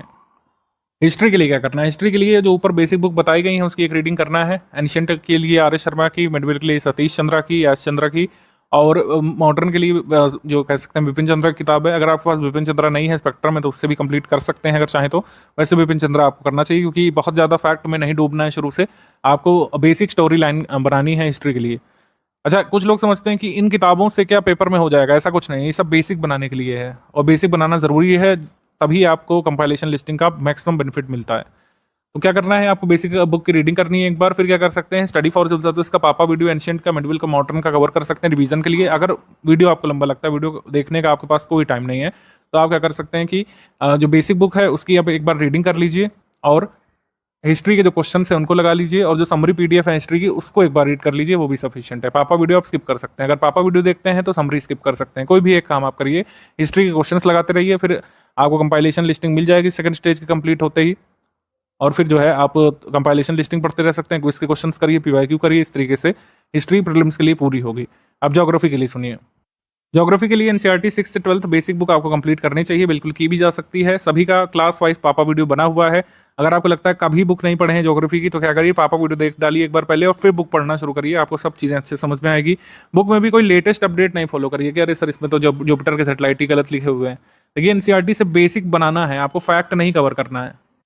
फैक्ट अवॉइड करिए। एनसीईआरटी में कोई फैक्ट लिखा हुआ है कि जो है भारत में इस राज्य में सबसे ज्यादा ये पाया जाता है, उसको इग्नोर करिए। वो सब तो हम देंगे आपको मिसलेनियस में, सारे आंकड़े, करंट अफेयर में सब चीजें कवर करेंगे। यहाँ पर बेसिक समझिए। बेसिक मतलब रिवर की अवधारणा क्या है, रिवर कहाँ से निकलती है, माउंटेन कैसे बनते हैं, टेथीस सी क्या है, हिमालय कैसे बने हैं, पेनिनसुलर प्लेट्यू कितने भागों में डिवाइडेड है। ये सब जो बेसिक चीजें जो कई बार आप लोग स्किप कर देते हैं, उसमें समस्या होती है। तो आपको समझ में आ गया होगा कि बेसिक बुक से बेसिक यहाँ पे कवर करना है। फैक्चुअल के लिए चिंता मत करिए, फैक्ट्स तो बहुत सारे आपको दिए जाएंगे कंपाइलेशन लिस्टिंग के फॉर्म में।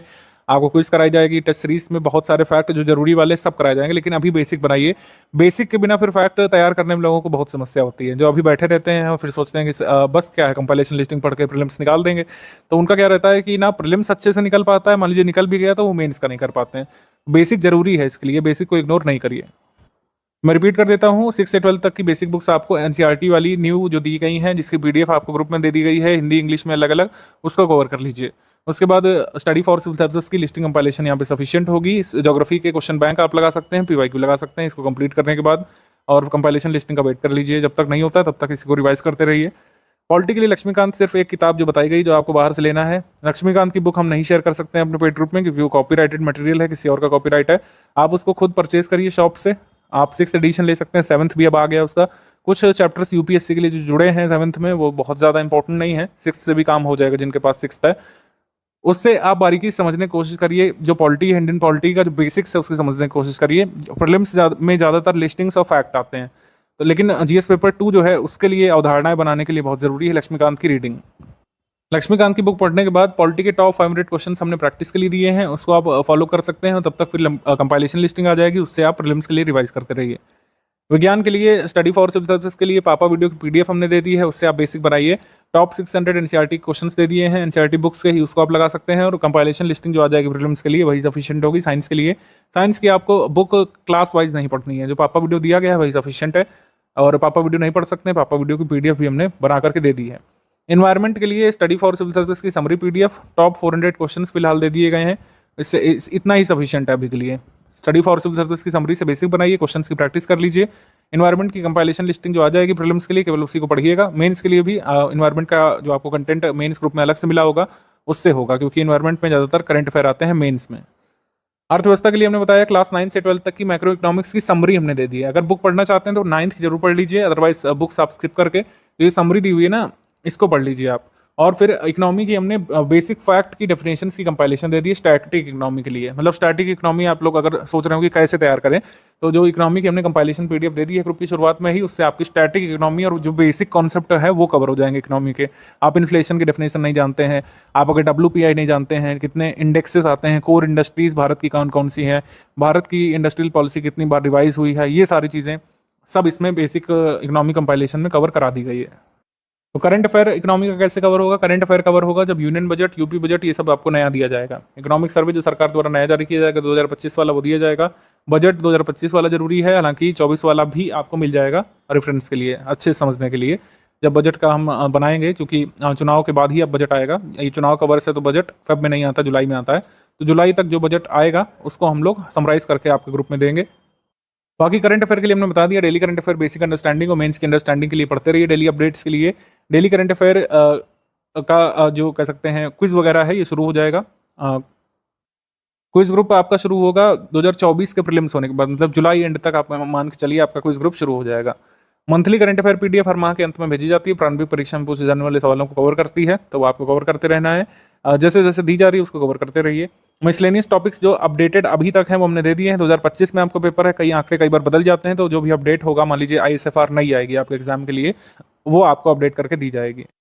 यूपी स्पेशल में यूपी स्टैटिक जीके आती है, यूपी करंट अफेयर आती है। तो यूपी स्टैटिक जीके और यूपी जीके के टॉप 1000 क्वेश्चन ये स्टैटिक के लिए हैं। बाकी यूपी करंट अफेयर आपके ग्रुप में आता रहेगा। यूपी बजट, यूपी का कोई भी अपडेट आ गया, कोई रिपोर्ट आ गई, वो आपके ग्रुप में मिलता रहेगा। यूपी स्टैटिक इससे कवर होगा, यूपी स्टैटिक के नोट्स से और 1000 क्वेश्चन से। स्टैटिक मतलब उत्तर प्रदेश कितने इकोनॉमिकल जोन्स में डिवाइडेड है, कितने इकोलॉजिकल जोन्स में डिवाइडेड है, ठीक है। उत्तर प्रदेश में कितने बर्ड सेंचुरी हैं अभी तक, उत्तर प्रदेश में रामसर साइट कितने, ये सब स्टैटिक के नोट्स में कवर है।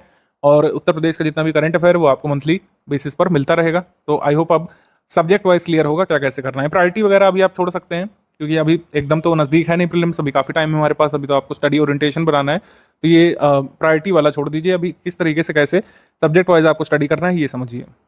अब अपनी स्ट्रैटेजी को, जो कि एक लॉन्ग टर्म स्ट्रैटेजी है, इसको 3 हिस्सों में तोड़ सकते हैं। पहला स्टेज होगा 5 घंटे डेली आपको स्टडी करना है। ये जो पहला स्टेज है ये लास्ट करना चाहिए 30 डेज से लेकर 45 डेज तक। मतलब जितना भी हमने बेसिक आपको स्टडी मटेरियल और बुक्स बताए हैं, ये आपको 30 से 45 डेज तक कंप्लीट करना चाहिए।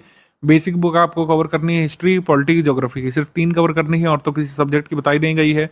अंडरस्टैंड करना है आपको daily current affair. Daily current affair को कॉम्प्रिहेंसिवली अंडरस्टैंड करने के लिए 10-15 दिवस यहाँ पर काफ़ी है। पहले ऐसा हो सकता है कि आपको एक दिन का करंट अफेयर कवर करने में 2-2.5 घंटे लग रहे हैं, फिर जो है कम टाइम लगेगा, 1.5 घंटे लगेगा, फिर 1 घंटे। आपको 30 मिनट भी लाना है कि 30 मिनट में आप डेली करंट अफेयर कवर करके नोट्स भी बना सकें। और सब पूरा उदाहरण मैं आपको अभी एक करके देने वाला हूँ कैसे ऐसा कर सकते हैं। 2 मंथ का प्री स्पेशल करंट अफेयर आपको इस पूरे फर्स्ट स्टेज की जर्नी में कवर कर लेना है। यूपी करंट अफेयर जितना कवर करना है वो आप, मतलब यूपी करंट अफेयर जो की पीडीएफ जो दी गई है वो आपको कवर कर लेना है। पीवाईक्यू एनालिसिस जो है स्टडी करना शुरू कर दीजिएगा। पीवाईक्यू का अभी सिर्फ एनालिसिस करिए, उसके मतलब कह सकते हैं रिवाइज मत करिए ना उसको, तैयार करने की कोशिश करिए। पीवाईक्यू में एनालिसिस ये करिए कि किस तरीके के क्वेश्चंस बनते हैं, कितने लेंदी क्वेश्चंस बनते हैं एक पेपर में, कितने टफ कितने ट्रिकी क्वेश्चन बन रहे हैं, क्या आप इन क्वेश्चंस का आंसर एनसीईआरटी बुक पढ़ के कर सकते हैं कि नहीं, और नोट मेकिंग कैसे करें। जो जीएस के टॉपिक्स हैं उस पर जो है थोड़ा सा मतलब काम करना आपको शुरू करना है, ये बेसिक होगा। कई लोग पूछते हैं सर बेसिक में कवर कर क्या करना है, तो ये सब आपको बेसिक में कवर करना है, एक्सप्लिसिटली मैंने यहाँ पे बता दिया है। पीवाईक्यू एनालिसिस और नोट मेकिंग आपको करने की अवधारणा बनाना शुरू करना है। नोट मेकिंग अभी कैसे कर सकते हैं इसका उदाहरण मैं अभी देने जा रहा हूँ। सेकंड स्टेज में क्या करना है, सेकंड स्टेज में करना है कि जो बचा हुआ स्टडी मटेरियल है, जैसे इकोनॉमी की कंपाइलेशन है वो आपको स्टडी करनी है, इन्वायरमेंट की समरी जो है स्टडी कर लेनी है, उसके अलावा जो भी टॉपिक मिसलेनियस का कोई बच रहा है, कोई अलग पीडीएफ हमने गवर्नमेंट स्कीम वगैरह की दी है उसको रिवाइज करना शुरू करिए। एक्चुअल पीवाईक्यू स्टडी यहाँ से शुरू कर सकते हैं। पीवाईक्यू काफ़ी सारे हैं, इस वजह से एक बार सेकंड स्टेज में पढ़िए और एक बार फाइनली थर्ड स्टेज में। आपको टाइम ड्यूरेशन यहाँ पर डेली करंट अफेयर कवर करने का कम करना है, 20-25 मिनट में डेली करंट अफेयर यहाँ पर कवर करना शुरू कर दीजिएगा। और कोशिश करिए कि अब नोट मेकिंग ना करें, क्योंकि अब आप उतना अंडरस्टैंड कर चुके होंगे कि डेली करंट अफेयर में क्या क्या हमारे प्रीलिम्स के काम का है, क्या क्या मेंस के काम का है। आपको मेंस का स्टडी मटेरियल यहाँ पर पढ़ना शुरू कर देना चाहिए सेकंड स्टेज ऑफ प्रिपरेशन में, यानी कि प्रीलिम्स ग्रुप ज्वाइन करने के 50 दिवस बाद आप चाहें तो एडमिशन ले करके हमारा मेंस ग्रुप में मेंस का जो एटलीस्ट कंटेंट है जीएस 1 से लेकर 6 तक का और हिंदी का, उसको पढ़ना शुरू कर दीजिए। मॉडल ऐसे देखना शुरू कर दीजिए। हिंदी में जो याद करने वाली चीज़ें हैं, जो फॉर्मेटिंग वाली चीज़ें हैं, जो कई सारे विलोम आपको याद करने होते हैं, वाक्यांश के लिए एक शब्द वो याद करना शुरू कर दीजिए। और 6 मंथ का प्री स्पेशल करंट अफेयर और यूपी करंट अफेयर आपका तैयार हो जाना चाहिए। क्विज प्रैक्टिस आपकी शुरू हो चुकी होगी जुलाई एंड से, उसको करना शुरू कर दीजिए। ये आपको सेकंड स्टेज में करना है। कई लोग ऐसे होंगे जो प्रीलिम्स ग्रुप के साथ ही मेंस ग्रुप में आ गए होंगे, तो कई लोग कंफ्यूज होंगे कि क्या मेंस की स्टडी पहले डे से शुरू करें, तो नहीं, मैं रिकमेंड करूंगा कि पहले आप बेसिक कवर कर लीजिए और फिर सेकंड स्टेज में प्रीलिम्स और मेंस के साथ साथ स्टडी करना शुरू करिए। यहाँ पर स्टडी ड्यूरेशन आपकी बढ़ेगी, इसीलिए 6 से 7 घंटे फिर आपको स्टडी करना पड़ेगा। थर्ड स्टेज की अगर मैं बात करूं तो कॉम्प्रिहेंसिवली आपको यूपीपीसीएस पीवाईक्यू टॉपिक वाइज जो दिए गए हैं वो आपको कवर करने होंगे, जो पीडीएफ ग्रुप में गिवन है। हमारी टेस्ट सीरीज आपको थॉरली स्टडी करनी पड़ेगी, जो आपको मिल चुकी होगी।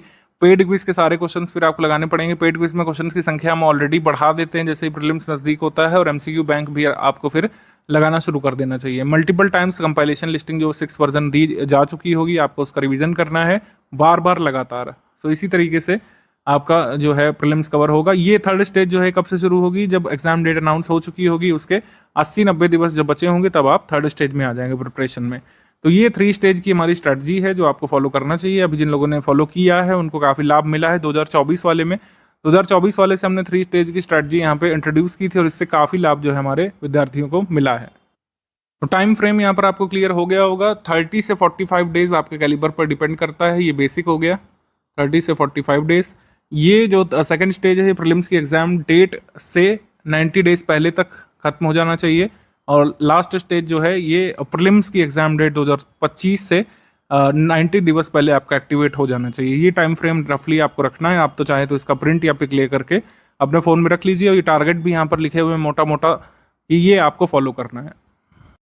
फर्स्ट स्टेज ऑफ प्रिपरेशन में नोट मेकिंग करनी चाहिए कि नहीं करनी चाहिए, करें तो कैसे करें, किस तरीके से करें, अभी पूरा हमको भान नहीं है, क्या क्या आता है, क्या क्या पूछा जा सकता है, सब कुछ इंपॉर्टेंट लगता है, क्या नोट करें क्या छोड़ें, ये कई लोग पूछते रहते हैं। तो मैं आपको बता दूं कि एक्चुअली ऐसा ही होता है, जब तक आप सिलेबस में गो थ्रू नहीं करेंगे, डीप डाइव नहीं करेंगे, आपको खुद नहीं समझ में आता है। हालांकि शुरुआत की जा सकती है, शुरुआत करने में ये कुछ टिप्स आप अपना सकते हैं। जो ऑलरेडी चीज़ें लिस्ट या टैबुलर फॉर्म में है उनको आप नोट नहीं करिए, उनको क्या करिए कि मल्टीपल टाइम्स रिवाइज करने की कोशिश करिए। मल्टीपल टाइम्स रिवीजन भी उतना ही कारगर मेथड होता है जैसे कि नोट मेकिंग। और जो चीज़ें लिस्ट या टेबुलर फॉर्म में है उसको तो आपको मल्टीपल टाइम्स रिवाइज करना चाहिए, क्योंकि बहुत बड़ा सिलेबस है, बहुत सारे लिस्ट अभी आपको आगे मिलेंगे कंपाइलेशन में, लिस्टिंग में, टेस्ट सीरीज में कई बार लिस्ट बनाकर हम देंगे, लिस्टिंग वाइज क्वेश्चन पूछेंगे, ज्योग्राफी में क्विज ग्रुप में पूछेंगे, अलग अलग तरीके से पूछेंगे, तो उसमें मल्टीपल टाइम्स रिवीजन कई बार आपको कई सारी चीज़ों का करना पड़ता है। तो कोशिश करिए जो चीज़ें ऑलरेडी टेबुलर फॉर्म में है उसको आप नोट नहीं करिए। दूसरी चीज़, मंथली करंट अफेयर पीडीएफ के नोट्स आपको मेरे हिसाब से नहीं बनाने चाहिए, इसको जितना बार आप रिवाइज करेंगे उतना ही अच्छा होगा। कुछ लोग ऐसा करते हैं कि लिख लिख के याद करते हैं, मतलब आपने कोई चीज़ पढ़ी उसको आपने रफ नोट कर लिया और याद किया, वो आप कर सकते हैं, ठीक है। रफ नोट्स चाहे तो बना सकते हैं। नोट्स जो बनाएंगे आप बाद में जिसको देखेंगे, जैसे रफ नोट्स से नहीं बनाते, कुछ लोग फेयर नोट्स बनाते हैं, मतलब नोट्स से ही रिवाइज करते हैं। तो नोट्स जब तक आपके शॉर्ट नहीं होंगे, क्रिस्प नहीं होंगे और रेलिवेंट नहीं होंगे, तब तक वो ज़्यादा काम का नहीं रहेगा यूपीपीसीएस के लिए, क्योंकि नोट करने को बहुत कुछ है। पीवाईक्यू के अनुसार आपके नोट्स होने चाहिए। इसी वजह से मैंने कहा कि जैसे जैसे सब्जेक्ट वाइज स्टडी करेंगे, थोड़ा थोड़ा पीवाईक्यू एनालिसिस करेंगे, सेकंड स्टेज तक आते आते खुद ही नोट मेकिंग आप अच्छे से सीख जाएंगे। मैं आपको एक उदाहरण देता हूँ तो आपको और अच्छे से मेरी बात समझ में आए। यूपीपीएससी जैसे स्टेट पीसीएस के प्रीलिम्स पेपर में 80-90% पेपर फैक्ट बेस्ड होता है, और मेंस में भी आप देखेंगे कई सारे डिस्क्रिप्शन बेस्ड सवाल पूछे जाते हैं। तो जो कंटेंट आपके ग्रुप में जो दिया जा रहा है लगातार, चाहे वो डेली करंट अफेयर के फॉर्म में हो, चाहे मंथली करंट अफेयर के फॉर्म में हो, किस तरीके से एक कॉम्प्रिहेंसिव वे में उसको नोट किया जा सकता है अपने पास, किस तरीके से नोट मेकिंग की जानी चाहिए, किस तरीके से आप एक बेसिक स्ट्रक्चर बना सकते हैं अपने नोट्स का, इसके बारे में यहाँ पर बात कर लेते हैं। ये जो स्ट्रक्चर है ये एक आपको इनसाइट देगा, आप अपना खुद का स्ट्रक्चर बना सकते हैं, वो सबसे बेस्ट होता है। मैं आपको कुछ इनसाइट्स बेसिकली यहाँ पर देने वाला हूँ कि किस तरीके से आपको नोट मेकिंग करनी चाहिए। नोट मेकिंग के लिए सबसे पहले मैं हमेशा जैसे स्ट्रैटेजी में भी बताता हूँ आपको कि आपको पहले तो डिसाइड कर लेना है कि क्या नोट किया जाना चाहिए और क्या नोट नहीं किया जाना चाहिए। जैसे कुछ टेबल्स होती हैं, कुछ लिस्ट्स होती हैं, जैसे टेबल्स है कि कौन सी ऑयल रिफाइनरी इस राज्य में है, तो इसकी नोट मेकिंग करने की मेरे हिसाब से कोई आवश्यकता है नहीं, अनलेस ऑयल रिफाइनरी कोई एक पर्टिकुलर हो, उसकी कोई विशेषता हो। जैसे कोई एक ऑयल रिफाइनरी होगी जैसे जामनगर की, वो तेल शोधन क्षमता के लिहाज से लार्जेस्ट होगी इंडिया में, तो उसको आप अलग से नोट कर सकते हैं कि हाँ जामनगर की ऑयल रिफाइनरी अपनी ऑयल रिफाइनिंग कैपेसिटी के मामले में पूरे इंडिया में लार्जेस्ट है। इस तरीके से आपको पूरी टेबल नोट नहीं करनी चाहिए, क्योंकि ऑलरेडी टेबल बनी हुई है, उसको आप मल्टीपल टाइम्स रिवाइज करिए। जैसे लोकल विंड और किस कंट्री में वो लोकल विंड फ्लो करती है उसकी लिस्ट है, कौन सा करंट कोल्ड करंट है, कौन सा हॉट करंट है, कौन सा करंट कहाँ किस रीजन में फ्लो करता है, कौन सा डेजर्ट किस कंट्री में है, कौन सा वोल्केनो किस कंट्री में है, कंट्री कैपिटल, इनको नोट करने की जरूरत नहीं, इनको आप मैप से देखिए और मल्टीपल टाइम्स रिवाइज करिए। नोट मेकिंग करना चाहिए कोई ऐसा विषय वस्तु जो पैराग्राफ फॉर्म में दिया हो, जो डिस्क्रिप्शन जिसमें दिया हो, कई सारी डिटेल जिसमें दी हो, कई सारे आयाम हो उसके, उसको नोट करिए। जैसे कोई स्कीम आती है, जैसे सिकल सेल एनीमिया उन्मूलन कार्यक्रम जो आया था जुलाई 2023 में, इसको अनाउंस किया गया था। पहली बार इसको अनाउंस किया गया था बजट 2023-24 में, तो उसका यहाँ पे भी सिग्निफिकेंस है। तो सिकल सेल एनीमिया उन्मूलन कार्यक्रम पर हम यहाँ पर देखेंगे किस तरीके से नोट मेकिंग करनी चाहिए, और सिकल सेल डिसीज़ क्या है, इसको भी कैसे हम लोग शॉर्ट में शामिल कर सकते हैं। पूरी स्कीम और पूरा बेसिक जो सिकल सेल एनीमिया का है, इसको हमने पूरे पेज में यहाँ पे लिख लिया है, और पेज में जगह भी आप देख रहे हैं बच रही है। तो इस तरीके की नोट मेकिंग करनी है जो रेलिवेंट हो और क्रिस्प हो। इसमें अगर हम 4 पेज में इसको नोट करते हैं तो वो हमारे काम का नहीं रहता। नोट मेकिंग में आपको कंटेंट को शॉर्ट करना है, रेलिवेंट बनाना है, और काम की चीज़ें जो बिल्कुल आपको लर्न करनी चाहिए एग्जाम तक, बस वही नोट करना है। जैसे सिकल सेल एनीमिया की बात करें तो ये बेसिक यहाँ पर हमने बना लिया है। Sickle cell anaemia is what, तो आप थोड़े थोड़े पॉइंटर बना सकते हैं कि व्हाट, व्हाई, व्हेन, इफेक्ट और अदर डिटेल, तो ये हाईलाइटेड रहता है। तो जब आप रिवाइज करने जाते हैं तो बहुत अच्छी तरीके से आपको रिकॉल भी होता है, रिकॉल करने में हेल्प करता है इस तरीके का नोट। तो sickle cell anaemia is what, तो it is an RBC disorder. RBC यानी कि रेड ब्लड सेल्स जो हमारे होते हैं, रेड ब्लड कॉर्पसल्स या फिर लाल रक्त कोशिकाएं, उसको प्रभावित करता है, इसमें विकार आ जाता है।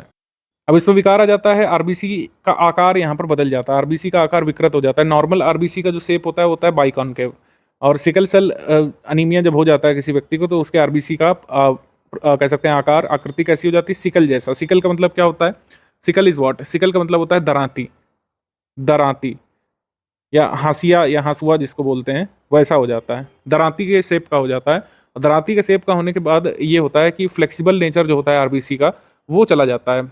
अब थोड़ा सा बेसिक साइंस यहाँ पर आपको पता होना चाहिए कि आरबीसी में न्यूक्लियस जो है वो प्रेजेंट नहीं होता है, आरबीसी में न्यूक्लियस नहीं प्रेजेंट होता है, नॉट प्रेजेंट न्यूक्लियस। तो इससे क्या होता है कि आरबीसी बहुत फ्लेक्सिबल होता है, पतली पतली जो हमारी कैपिलरीज होती हैं उससे फ्लो कर जाता है।